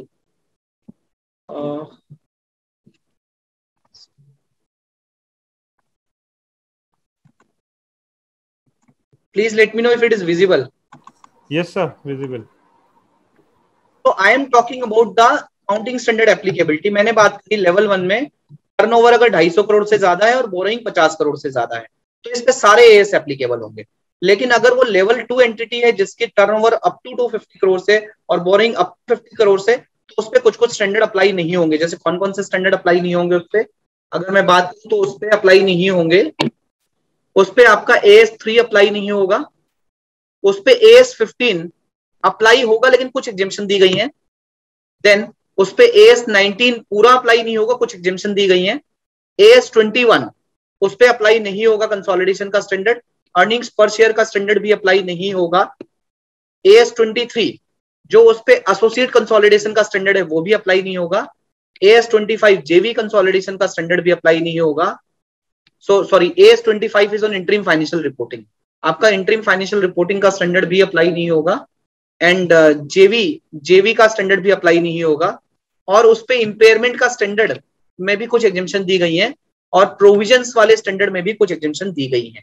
मतलब कुछ स्टैंडर्ड कंप्लीटली अप्लाई नहीं होंगे, जैसे कैश फ्लो का स्टैंडर्ड अप्लाई नहीं होगा अगर आप पार्टनरशिप फर्म के ऑडिटर हैं और उसकी टर्नओवर और नेटवर्थ उसकी टर्नओवर 250 करोड़ तक है और उसकी बोरोइंग 50 करोड़ तक है. ये सारे रूल्स रिवाइज हो चुके हैं. इन केसेस में कैश फ्लो का स्टैंडर्ड अप्लाई नहीं होगा, कंसोलिडेशन का स्टैंडर्ड अप्लाई नहीं होगा, आपका सेगमेंट रिपोर्टिंग का स्टैंडर्ड अप्लाई नहीं होगा. Okay, and your interim financial reporting का स्टैंडर्ड अप्लाई नहीं होगा. बाकी कुछ स्टैंडर्ड हैं जो अप्लाई होंगे लेकिन कुछ एग्जेम्पशन दी गई है. अगर मैं लेवल 3 एंटिटी की बात करूं जो कि जिसकी टर्नओवर 50 करोड़ तक है, कोई प्रोप्राइटरशिप फर्म है, कोई एचयूएफ है, कोई एलएलपी है, उसकी जो टर्नओवर है वो 50 करोड़ तक है, उसकी बोरिंग्स 10 करोड़ तक है। सो उस केस में अगेन कैश फ्लो का स्टैंडर्ड अप्लाई नहीं होगा। जो आपका फिक्स एसेट का स्टैंडर्ड है AS10 और AS11 जो आपका फॉरेन एक्सचेंज का स्टैंडर्ड है वो भी लिमिटेड अप्लाई होंगे। और आपका जो एक्चुरियल वैल्यूएशन का स्टैंडर्ड है वो भी लिमिटेड अप्लाई होगा। आपका सेगमेंट रिपोर्टिंग का स्टैंडर्ड अप्लाई नहीं होगा, रिलेटेड पार्टी डिस्क्लोजर का स्टैंडर्ड भी अप्लाई नहीं होगा। लीजेस के स्टैंडर्ड में भी कुछ एग्जेम्पशन दी गई हैं। अर्निंग्स पर शेयर अप्लाई नहीं होगा और कंसोलिडेशन का स्टैंडर्ड भी अप्लाई नहीं होगा। एसोसिएट कंसोलिडेशन का भी अप्लाई नहीं होगा। 24 डिसकंटिन्यूइंग ऑपरेशन का स्टैंडर्ड भी अप्लाई नहीं होगा। इंटरिम फाइनेंशियल रिपोर्टिंग का स्टैंडर्ड भी अप्लाई नहीं होगा। आपका जेवी कंसोलिडेशन का स्टैंडर्ड भी अप्लाई नहीं होगा और इंपेयरमेंट और प्रोविजन का स्टैंडर्ड भी लिमिटेड अप्लाई होगा। इसका मतलब लेवल 3 एंटिटी जो और भी छोटी एंटिटी है उस पे और भी ज्यादा एग्जेम्पशन दी गई है। I will share this Excel file also. Level 4 entities कौन सी होती है? लेवल 4 एंटिटीज वो एंटिटीज होती हैं जो कि ना लेवल 1 में आती है, ना लेवल 2 में आती है, ना ही लेवल 3 में आती है। कहने का मतलब जिनकी टर्नओवर 10 करोड़ से भी कम है और जिनकी बोरोइंग 2 करोड़ से भी कम है, तो उन सारी एंटिटीज पे और भी ज्यादा एग्जेम्पशन दी गई हैं। लाइक कैश फ्लो का standard is not applicable, okay. AS10, AS11, then AS13 investment का स्टैंडर्ड भी इस पे लिमिटेड अप्लाई होगा, तो इस पे और भी ज्यादा एग्जेम्पशन दी गई है। AS14 अमालगमेशन का स्टैंडर्ड भी इस पे अप्लाई नहीं होगा, लेवल 3 पे 2 एंड 3 पे अप्लाई होगा, सॉरी लेवल 4 पे अप्लाई नहीं होगा। एक्चुरियल वाले स्टैंडर्ड पे भी एग्जेम्पशन दी गई है। रिलेटेड पार्टी और सेगमेंट रिपोर्टिंग भी अप्लाई नहीं होगा। लीजेस का स्टैंडर्ड लिमिटेड अप्लाई होगा। अर्निंग पर शेयर अप्लाई नहीं होगा। कंसोलिडेशन अप्लाई नहीं होगा। टैक्स का स्टैंडर्ड भी लिमिटेड अप्लाई होगा, सिर्फ करंट टैक्स के रिगार्डिंग अप्लाई होगा, डेफर्ड टैक्स से रिलेटेड अप्लाई नहीं होगा। एसोसिएट कंसोलिडेशन भी अप्लाई नहीं होगा। डिसकंटिन्यूइंग ऑपरेशन भी अप्लाई नहीं होगा। इंटरिम फाइनेंशियल रिपोर्टिंग भी अप्लाई नहीं होगा। जेवी वाला भी अप्लाई नहीं होगा। इंपेयरमेंट का अप्लाई नहीं होगा। प्रोविजन का लिमिटेड अप्लाई होगा। तो अगर आप इस लिस्ट को देखें तो जो लेवल 4 एंटिटीज है, अगर आपका कोई क्लाइंट है और उसकी टर्नओवर 10 करोड़ से भी कम है, उसकी बोरिंग 2 करोड़ से भी कम है, तो उस पे बहुत सारे स्टैंडर्ड अप्लाई नहीं होंगे। So there is a sense of relief in case of level 4 entities. तो वहां पर कंप्लायंस की रिक्वायरमेंट काफी कम है। ये सबको समझ आ गया? शैल आई मूव फॉरवर्ड? यहां पर किसी को कोई डाउट है? यहां पर कोई डाउट? यहां तो मैं अकाउंटिंग स्टैंडर्ड की ही बात कर रहा हूं। No, sir, you can move forward because this topic already been covered on Okay. 17th. Okay, that's great. Yes. Now coming to the implementation of Ind AS on Indian companies. So as I told you कि ये जो Ind AS है हमने 2015-16 में पहली बार apply किया था and that was a voluntary phase. वो voluntary phase था. Okay. So coming to the mandatory phase, Hindustan में जो mandatory phase स्टार्ट हुआ वो 16-17 से स्टार्ट हुआ. Okay. एंड इन 16-17 सिर्फ उन कंपनीज पे Ind AS लगाया गया जिनकी नेटवर्थ 500 करोड़ से ज्यादा थी, 500 करोड़ से ज्यादा थी। उन्होंने Ind AS अप्लाई किया 16-17 से। 1 अप्रैल 2016 से उन्होंने Ind AS अप्लाई किया। और अगर उन कंपनीज पे Ind AS अप्लाई होता है तो उनकी होल्डिंग कंपनी, सब्सिडरी कंपनी, जेवी कंपनी और एसोसिएट कंपनी पे भी Ind AS अप्लाई होगा। फॉर एग्जाम्पल रिलायंस इंडस्ट्रीज एक कंपनी है। रिलायंस इंडस्ट्रीज की नेटवर्थ 500 करोड़ से कहीं ज्यादा है। ओके, उसकी नेटवर्थ 500 करोड़ से कहीं ज्यादा है तो उस पे Ind AS अप्लाई होगा।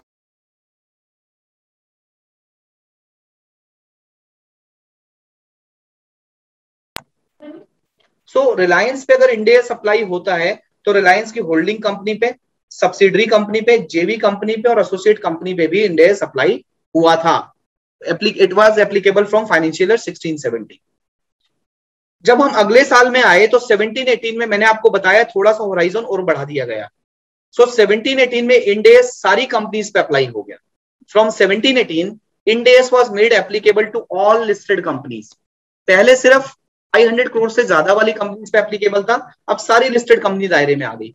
तो प्रोबेबली आप में से कुछ लोग लिस्टेड कंपनीज के ऑडिटर होंगे, छोटी लिस्टेड कंपनीज होंगी, आप उनके ऑडिटर होंगे या आप वहां पे काम करते होंगे, जॉब करते होंगे। उन लिस्टेड कंपनीज पे भी Ind AS अप्लाई हो चुका है, चाहे उसकी नेटवर्थ 5 करोड़ है, चाहे उसकी नेटवर्थ नेगेटिव है, तो भी उस पे Ind AS अप्लाई हो चुका है। Why? Because of this 16 February 2015 notification. So these companies were required to implement Ind AS from financial year 17-18.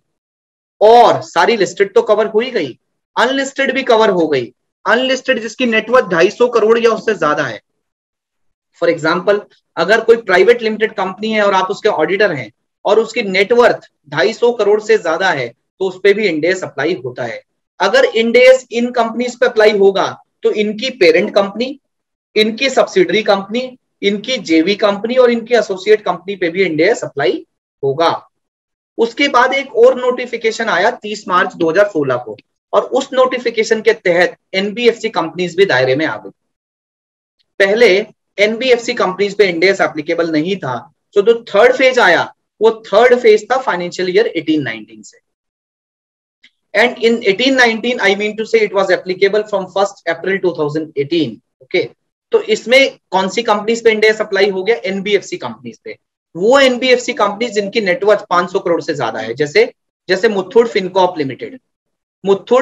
Limited, Bajaj Finserv limited, HDFC limited. Okay, so in companies पे भी इंड एस अप्लाई हो गया। अगर इन NBFC companies पे Ind AS apply हुआ तो इनकी parent company, इनकी जेवी कंपनी, सब्सिडरी कंपनी और एसोसिएट कंपनी पे भी इंड एस अप्लाई हो गया from financial 18-19। So likewise like this particular phase, इसके बाद जो फोर्थ फेज था वो स्टार्ट हुआ 1 अप्रैल 2019 से। सो 1920 में सारी लिस्टेड कंपनी कवर हो गई, सारी अनलिस्टेड एनबीएफसी कंपनी कवर हो गई अगर उसकी नेटवर्थ 250 करोड़ या उससे ज्यादा है। अगर इन कंपनीज पे इंड एस अप्लाई हुआ तो सारी के सारी holding company, I mean to say इनकी होल्डिंग कंपनी, इनकी सब्सिडरी, इनकी जेवी और इनकी एसोसिएट पे भी इंड एस अप्लाई हो गया। बैंक्स एंड इंश्योरेंस कंपनीज की अगर मैं बात करूं तो बैंक्स और इंश्योरेंस कंपनीज पे इंड एस अप्लाई नहीं हुआ है। इस पे अप्लाई हुआ था but reserve bank of India और इंश्योरेंस रेगुलेटरी डेवलपमेंट अथॉरिटी ने सीने डाई इस पे डेफर कर दिया है। आज की डेट में सारे बैंक्स अकाउंटिंग स्टैंडर्ड अप्लाई करते हैं, चाहे वो लिस्टेड है चाहे अनलिस्टेड है। सारी इंश्योरेंस कंपनीज अकाउंटिंग स्टैंडर्ड के तहत अपने अपने फाइनेंशियल्स बनाती हैं। सर क्या बैंक पे कोई एग्जेम्पशन है अकाउंटिंग स्टैंडर्ड की? बैंक और इंश्योरेंस कंपनीज पे किसी भी अकाउंटिंग स्टैंडर्ड की कोई एग्जेम्पशन नहीं है क्योंकि ये सारे लेवल 1 में आती है। ओके, सो बैंक्स और इंश्योरेंस कंपनीज पे इंड एस एप्लीकेबल नहीं है। अगर मैं समराइज करूं इसको, तो समराइज अगर मुझे करना हो तो किस किस चीजों पे इंड एस एप्लीकेबल है, किस पे इंड एस एप्लीकेबल नहीं है? Please let me know if this Excel file is visible to everyone. Yes sir. अगर मैं आज की डेट में बात करूं, सर आज की डेट में, क्योंकि आप तो 5 साल पुरानी बात कर रहे हो, आप तो बात कर रहे हो 16-17 की, 17-18 की, 18-19 की, 19-20 की आप बात कर रहे हो। आज की डेट में स्टैंडर्ड किस किस पे एप्लीकेबल है?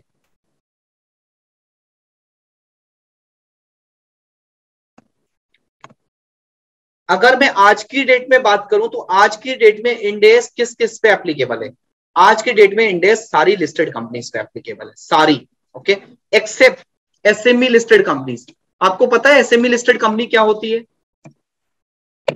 आपने इसके बारे में सुना है? एनएससी इमर्ज, एनएससी के बारे में तो सबने सुना होगा, नेशनल स्टॉक एक्सचेंज के बारे में। क्या आपने एनएससी इमर्ज के बारे में सुना है? एनएससी इमर्ज के बारे में आपने सुना है?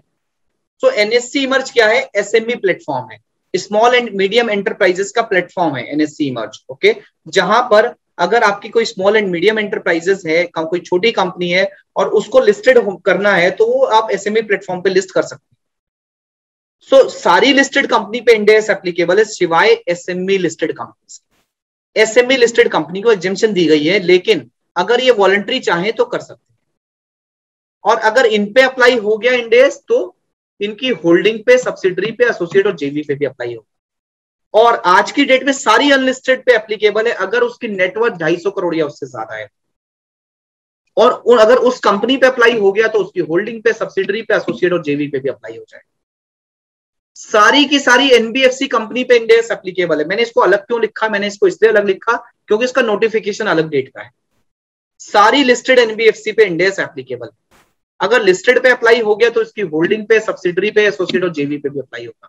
सारी अनलिस्टेड एनबीएफसी पे भी इंड एस एप्लीकेबल है अगर उसकी नेटवर्थ 250 करोड़ से ज्यादा है। तो आपकी अगर कोई एनबीएफसी कंपनी अगर आपका क्लाइंट है तो आप उसकी नेटवर्थ जरूर देख लेना।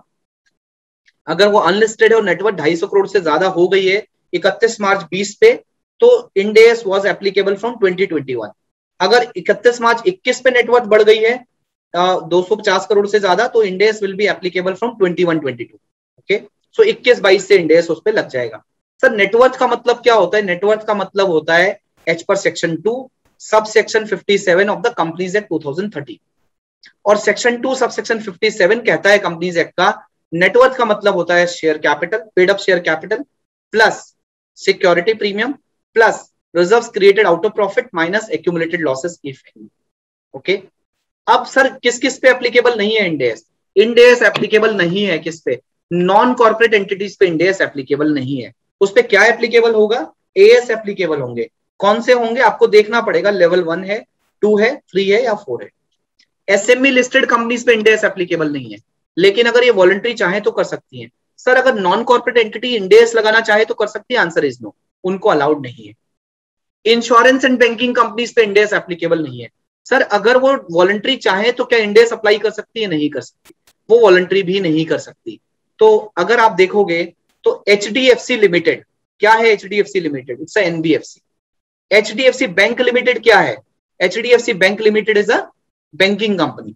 ओके, तो HDFC bank accounting standard apply करता है, एचडीएफसी लिमिटेड आपका HDFC limited Ind AS apply करता है। ओके, सो स्टैंडर्ड कहता है कि अगर इंश्योरेंस स्टैंडर्ड कहता है कि इंश्योरेंस एंड बैंकिंग कंपनीज पे भी आप इंड एस अप्लाई नहीं करोगे। ओके, अगर कंपनी की नेटवर्थ 250 करोड़ से ज्यादा है तो उस पर भी आप इंड एस अप्लाई नहीं करोगे, बट अगर आप वॉलंटरी चाहो तो कर सकते हो end AS apply.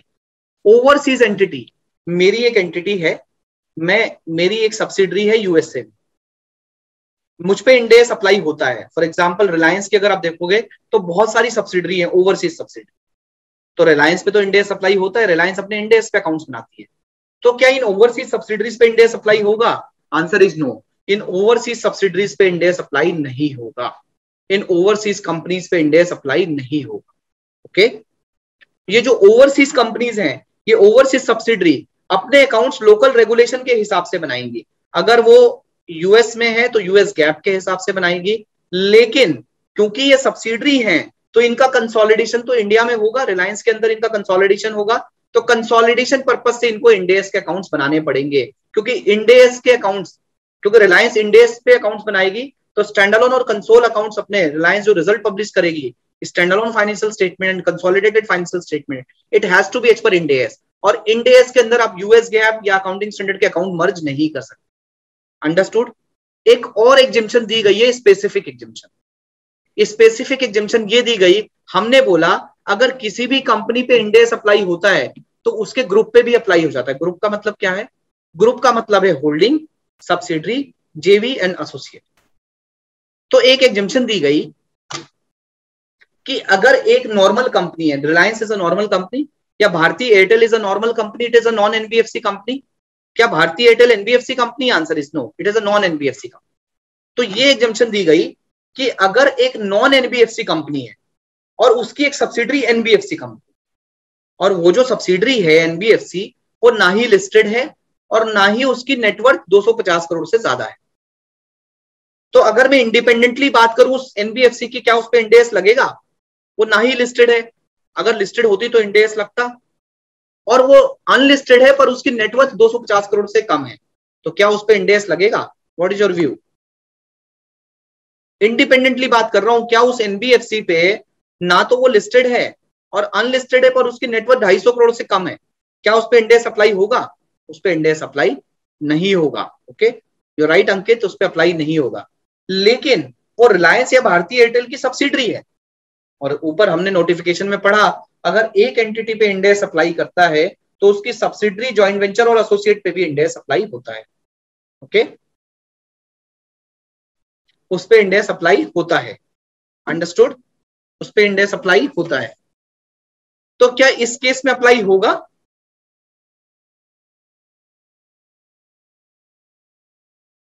No, it is not applicable. इस पे अप्लाई नहीं होगा, इस पे अप्लाई नहीं होगा।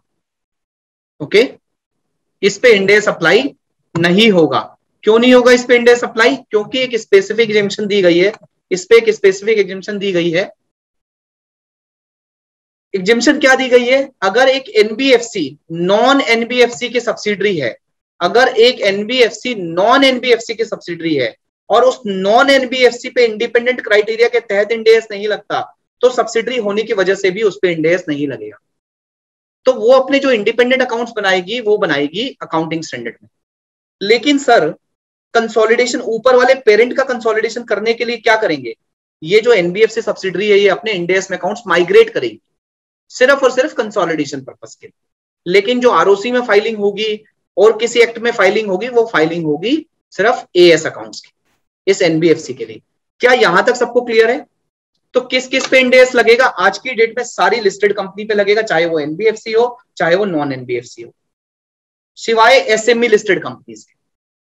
और किस पे नहीं लगेगा? बैंक्स पे नहीं लगेगा, इंश्योरेंस कंपनीज पे नहीं लगेगा, चाहे वो लिस्टेड है चाहे अनलिस्टेड।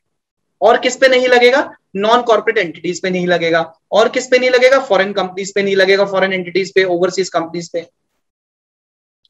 और अनलिस्टेड कंपनीज पे इंड एस नहीं लगेगा अगर उसकी नेटवर्थ 250 करोड़ से कम है, उस पे नहीं लगेगा if the net worth is less than 250 crore.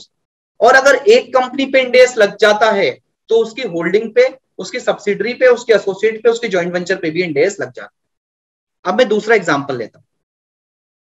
Reliance की एक सब्सिडरी है, फॉर एग्जाम्पल रिलायंस की एक सब्सिडरी है, मैं आपको यहां पे दिखाता हूं, RIL limited. RIL is a listed company, Reliance industries limited एक लिस्टेड कंपनी है और उस पर इंड एस अप्लाई होता है। आरआईएल की एक सब्सिडरी है जिसका नाम है रिलायंस बैंक लिमिटेड और लिस्टेड है। रिलायंस बैंक लिमिटेड एक सब्सिडरी है आरआईएल की, इट्स अ लिस्टेड सब्सिडरी। तो क्या इस बैंक पे, आरआईएल बैंक पे इंड एस लगेगा? आरआईएल पे तो लग रहा है और ये आरआईएल की सब्सिडरी है, तो क्या इस बैंक पे इंड एस लगेगा? I need answer from your side कि अगर कोई बैंक, रिलायंस का भी कोई सब्सिडरी हो सकता है ना बैंक, जैसे एचडीएफसी बैंक, एचडीएफसी का एसोसिएट है या एचडीएफसी की सब्सिडरी है। Yes you are right Gaurav ji, इस पे you are right Ashish ji, इस पे रिलायंस बैंक लिमिटेड पे इंड एस नहीं अप्लाई होगा। रिलायंस बैंक लिमिटेड अपने जो अकाउंट्स फाइल करेगी अकाउंटिंग स्टैंडर्ड में फाइल, लेकिन आरआईएल की कंसोलिडेशन के लिए वो फिट फॉर कंसोलिडेशन अकाउंट्स बनाएगी इंड एस के अंदर। दूसरा सवाल, रिलायंस की एक और सब्सिडरी है, रिलायंस का एक जेवी है जो कि रिलायंस इंश्योरेंस लिमिटेड है। जेवी इज रिलायंस इंश्योरेंस लिमिटेड। अब स्टैंडर्ड, अब नोटिफिकेशन कहता है अगर एक कंपनी पे इंड एस लग गया तो उसके जेवी पे भी इंड एस लगेगा। तो क्या इस इंश्योरेंस कंपनी पे इंड एस लगेगा? Answer is no. ये जो इंश्योरेंस कंपनी है अपने independent accounts, standalone accounts बनाएगी अकाउंटिंग स्टैंडर्ड में, ओके। लेकिन रिलायंस के कंसोलिडेशन के लिए ये अपने इंड एस के अकाउंट्स बनाएगी, only for the consolidation purpose of Reliance. तीसरा, रिलायंस का एक एसोसिएट है Reliance private limited. Reliance private limited एक एसोसिएट है और उसकी जो नेटवर्थ है 1 करोड़ है। रिलायंस का एक एसोसिएट है रिलायंस प्राइवेट लिमिटेड, एक प्राइवेट लिमिटेड कंपनी है और उसके नेटवर्थ सिर्फ 1 करोड़ है। क्या उस पर इंड एस लगेगा? यस यू आर राइट, क्योंकि ऊपर लिखा है अगर एक कंपनी पे इंड एस लग गया और स्पेसिफिक एग्जेम्पशन नहीं है तो उसकी होल्डिंग पे, सब्सिडरी पे, जॉइंट वेंचर और एसोसिएट पे भी इंड एस लगेगा। तो रिलायंस प्राइवेट लिमिटेड पे भी इंड एस अप्लाई होगा। फोर्थ, रिलायंस की एक और सब्सिडरी है जो कि एसएमई कंपनी है और एसएमई स्टॉक एक्सचेंज में लिस्टेड है, रिलायंस एसएमई लिमिटेड। क्या उस पे इंड एस अप्लाई होगा? उस पे इंड एस अप्लाई नहीं होगा। लेकिन रिलायंस के कंसोलिडेशन के लिए वो क्या करेगी? अपने इंड एस में अकाउंट्स कन्वर्ट करेगी। पांचवा, रिलायंस ने एक एलएलपी, लिमिटेड लाइबिलिटी पार्टनरशिप में इन्वेस्ट किया हुआ है। क्या उस पे इंड एस अप्लाई होगा? उस एलएलपी पे अप्लाई नहीं होगा, बट एलएलपी का कंसोलिडेशन जब रिलायंस में होगा तो उसको फिट फॉर कंसोलिडेशन अकाउंट्स बनाने पड़ेंगे इंड एस। छठा, सिक्स्थ, रिलायंस की एक सब्सिडरी है जो एनबीएफसी सब्सिडरी है और वो अनलिस्टेड है और उसकी नेटवर्थ 250 करोड़ से कम है। तो क्या उस एनबीएफसी सब्सिडरी पे इंड एस अप्लाई होगा? स्पेसिफिक एग्जेम्पशन दी गई है, नहीं होगा।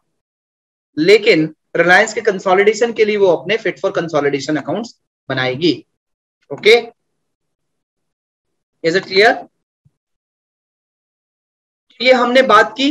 अगर मैं आपको ये एक्सट्रैक्ट दिखाऊं, ये जो एक्सट्रैक्ट है ये एचडीएफसी की एनुअल रिपोर्ट से लिया गया है। extracts from notes to consolidated financial statements of HDFC having a banking associate HDFC Bank. HDFC Bank Limited, ये जो बैंक है ये एसोसिएट है किसका? HDFC लिमिटेड का, जो कि NBFC। देखिए क्या लिखा है, HDFC Bank Limited for the purpose of statutory compliance prepare and present its financial statement results under the historical cost convention and accrual basis of accounting in accordance with GAAP, Indian GAAP. Okay, Indian GAAP means accounting standards. Statutory requirements prescribed under banking regulation, circular and guideline issued by RBI, accounting standard is specified under section 133 of the Companies Act 2013, read together with the relevant rules in so far which applies to banks. These financial statement or results are largely referred to as Indian GAAP financial statement or results of the bank. The Ministry of Corporate Affairs India in its press release dated 18 January 2016 had issued a roadmap for implementation of IFRS converged Ind AS. The timeline for the said implementation have since been deferred. तो इसमें क्या बताया कि HDFC bank अपने जो accounts बनाता है H पर अकाउंटिंग स्टैंडर्ड बनाता है। और 18 जनवरी 2016 में मिनिस्ट्री ऑफ कॉर्पोरेट अफेयर्स ने एक नोटिफिकेशन निकाला था बैंक्स पे इंड एएस के लिए, लेकिन वो रिजर्व बैंक ऑफ इंडिया ने सीने डाई डेफर कर दिया। अभी तक कुछ नहीं पता कि कब से अप्लाई होगा। अब तो HDFC बैंक अपने अकाउंट्स कैसे, अगर आपके पास HDFC बैंक का ऑडिट है तो आप उसके अकाउंट्स कैसे चेक करते हैं? एच पर अकाउंटिंग स्टैंडर्ड चेक करते हैं। लेकिन ये एक एसोसिएट है किसका? HDFC लिमिटेड का, जो कि NBFC है, और HDFC लिमिटेड अपने अकाउंट्स बनाती है इंड एएस में। तो कंसोलिडेशन पर्पस के लिए मुझे HDFC बैंक के भी अकाउंट बनाने पड़ेंगे इंड एएस में। देखिए नीचे क्या लिखा है, HDFC bank being an associate of HDFC limited has prepared the consolidated financial information which is fit for consolidation information in accordance with the recognition and measurement principle of Ind AS for the purpose of preparing the consolidated financial statement of the HDFC Limited और HDFC। okay? तो ये HDFC के consolidation के लिए bank अपने Ind AS के accounts बनाता है, लेकिन स्टैट्यूटरी अकाउंट्स अकाउंटिंग स्टैंडर्ड में बनाता है। ओके सर, क्या इंड एएस सिर्फ स्टैंडअलोन पे लगता है, कंसोल पे भी लगता है? Ind AS will be applicable to standalone as well as consol. Sir example आपने बताया कि सारी लिस्टेड पे इंड एएस एप्लीकेबल है। पिछले साल हमने सुना था कि वेदांता डी लिस्टिंग के लिए प्रिपेयर कर रहा है, Vedanta wants to go for delisting. अगर एक लिस्टेड कंपनी डी लिस्ट हो जाती है तो क्या होगा? क्या हम इंड एएस खत्म करके वापस से एएस पे जा सकते हैं? या फिर अगर एक अनलिस्टेड कंपनी थी, उसकी नेटवर्थ 400 करोड़ थी, 250 करोड़ से ज्यादा थी, कोविड के टाइम पे उसको बहुत लॉसेस हुए और उसकी नेटवर्थ जो है वो इरोड होकर नेटवर्थ उसकी 200 करोड़ पे आ गई, तो क्या हम वापस अकाउंटिंग स्टैंडर्ड अप्लाई कर सकते हैं? Answer is no. रेगुलेशन कहती है, नोटिफिकेशन कहता है it's like a Hindu marriage. Notification ये नहीं कहती कि it's like a Hindu marriage, so I am saying it's like a Hindu marriage. If it is applicable once then it will be applicable for ever, ये हमेशा अप्लाई करेगा। सो Ind as अगर आपने voluntarily भी अप्लाई कर लिया है, it can not be revoked in the prospective years. ये फ्यूचर में आप उसको रिवोक नहीं कर सकते। So Ind AS once applicable, it will be applicable for ever. अगर कोई इंडियन कंपनी किसी बाहर की कंपनी की सब्सिडरी है, एसोसिएट है या जॉइंट वेंचर है, और इंडियन कंपनी छोटी सी कंपनी है बट बाहर की कंपनी बहुत बड़ी कंपनी है, for example Indian entity private limited entity है, नेटवर्थ उसकी 5 करोड़ है, और जो बाहर की कंपनी है वो लिस्टेड कंपनी है यूएस की और उसकी नेटवर्थ 1000 करोड़ है, तो क्या इंडियन कंपनी पे इंड एएस अप्लाई होगा? नोटिफिकेशन ये कहती है कि इंडियन कंपनी पे इंड एएस चेक करने के लिए, अप्लाई करने के लिए आपको इंडियन कंपनी का ही क्राइटेरिया देखना पड़ेगा, बाहर की कंपनी का क्राइटेरिया आप नहीं देख सकते। सर अगर इंडियन कंपनी पे इंड एएस अप्लाई होता है और उसकी सब्सिडरी, जॉइंट वेंचर और एसोसिएट अगर ओवरसीज कंपनी है, तो क्या उस पे इंड एएस अप्लाई होगा? उस पे इंड एएस लोकल रेगुलेशन, वो जो अपने अकाउंट्स बनाएगी लोकल रेगुलेशन के अकॉर्डिंग बनाएगी वो सब्सिडरीज, उस पे इंड एएस अप्लाई नहीं होगा। लेकिन कंसोलिडेशन पर्पस के लिए जो कंपनी है ये इंड एएस अप्लाई करेगी, ये अप्लाई करेगी। ओके अब अगर मैं आपसे पूछूं आज की डेट में कितने शेड्यूल 3 हैं, अगर मैं आपसे पूछूं, can you tell me how many schedule 3 are there? आज की डेट में मार्केट में 3 शेड्यूल 3 हैं, जिसको नाम दिया गया डिवीजन 1, डिवीजन 2, डिवीजन 3। आपको पता होना चाहिए कौन सा शेड्यूल 3 किस पे एप्लीकेबल। एक पहला जो शेड्यूल 3 था वो 26 मार्च 2014 को आया था, 26 March 2014। Okay, and that schedule 3 was applicable for the companies which are preparing the financial statement under accounting standard, जो पुराने एएस के तहत अपने फाइनेंशियल स्टेटमेंट बनाते हैं। ओके, उसके बाद एक शेड्यूल 3 और आया 6 अप्रैल 2016 को, जिसका नाम दिया गया डिवीजन 2 टू शेड्यूल 3। और ये शेड्यूल 3 उन कंपनीज पे एप्लीकेबल है जो अपने अकाउंट्स इंड AS में बनाती है, अदर देन NBFC। तीसरा शेड्यूल 3 आया 11 अक्टूबर 2018 को, ये उन NBFC कंपनीज पे एप्लीकेबल है जो अपने अकाउंट्स इंड AS में बनाती है। तो ये जो 2 शेड्यूल 3 है इंड AS के लिए, एक schedule 3 accounting standard. So friends, this was all about overview and roadmap for implementation under IND AS, and this was on Schedule 3. So I have completed this overview and roadmap for implementation of IND AS, and Chandni will cover on the changes in changes in accounting and reporting under IND AS कि accounting standard में क्या था और अब IND AS में क्या change आ गया। जैसे मैंने एक एग्जांपल लिया था सब्सटेंस ओवर फॉर्म अकाउंटिंग का, कि अगर आप एक कार डीलर अगर अकाउंटिंग स्टैंडर्ड्स के तहत अकाउंटिंग कर रहा है तो कार डीलर क्या करता है, पूरी की पूरी, गौरव जी ने कार खरीदी, उसने अकाउंटिंग एंट्री डाल दी, bank account debit to sales account, 10 lakh रुपए रिकॉग्नाइज करती है। लेकिन IND AS में क्या होगा कि उस 10 लाख रुपए को वो कार में और सर्विसेज में अलोकेट करेगा। सबसे पहले बैंक को पूरे 10 लाख रुपए से डेबिट करेगा, और उसके बाद आपका जो कार की वैल्यू है जो भी निकल कर आई है उससे अपनी सेल्स बुक करेगा, और जो सर्विसेज से रिलेटेड वैल्यू है उसका डिफर्ड रेवेन्यू बुक करेगा, which is a liability. So this is a big change between the accounting standard and IND AS in terms of revenue recognition. So Chandni will speak about lot of things, what has been changed under IND AS, what has been changed under IND AS framework in terms of accounting and reporting. So she will talk about these areas, and just let me know if you have any query relating to overview and roadmap for implementation on IND AS. So again summarizing, Hindustan में 2 तरह के accounting standards हैं, 3 तरह के schedule 3 हैं। So there is lot of diversity. The diversity is not only as far as language is concerned, as far as customs are concerned, the diversity is also there in terms of reporting standards. 2 तरह के standard, 3 तरह का schedule 3। Okay, so accounting standard IND AS, accounting standard देखने हैं तो 4 level देखने पड़ेंगे।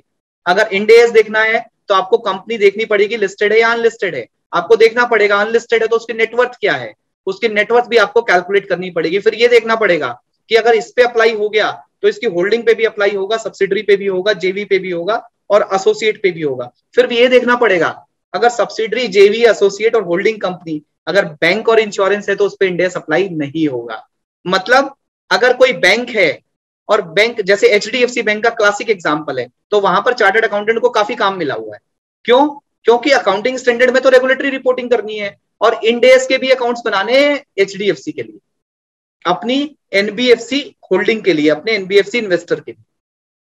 सो आज की डेट में बहुत सारी ऐसी कंपनीज हैं जो 2 तरह के अकाउंट्स बना रही हैं, लीगल रिपोर्टिंग के लिए अलग अकाउंट्स बनाती हैं और कंसोलिडेशन के लिए अलग accounts. So this was all about this topic. Thank you very much. So now floor is open for the queries. अगर किसी की कोई क्वेरी है, so I think in the next 5 minutes we can discuss the queries, and after that you can hand over the mic to Chandni after the formalities. Yeah, over to you, Gaurav ji or Sakshi.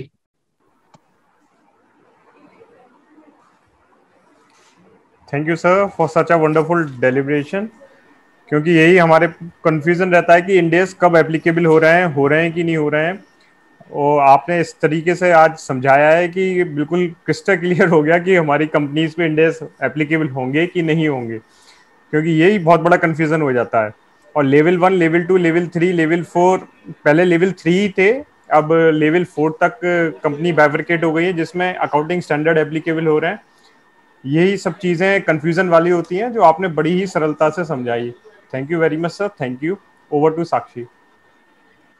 Thank you so much, sir, for making us walk through the topic with such ease and helping us understand intricacies of today's topic.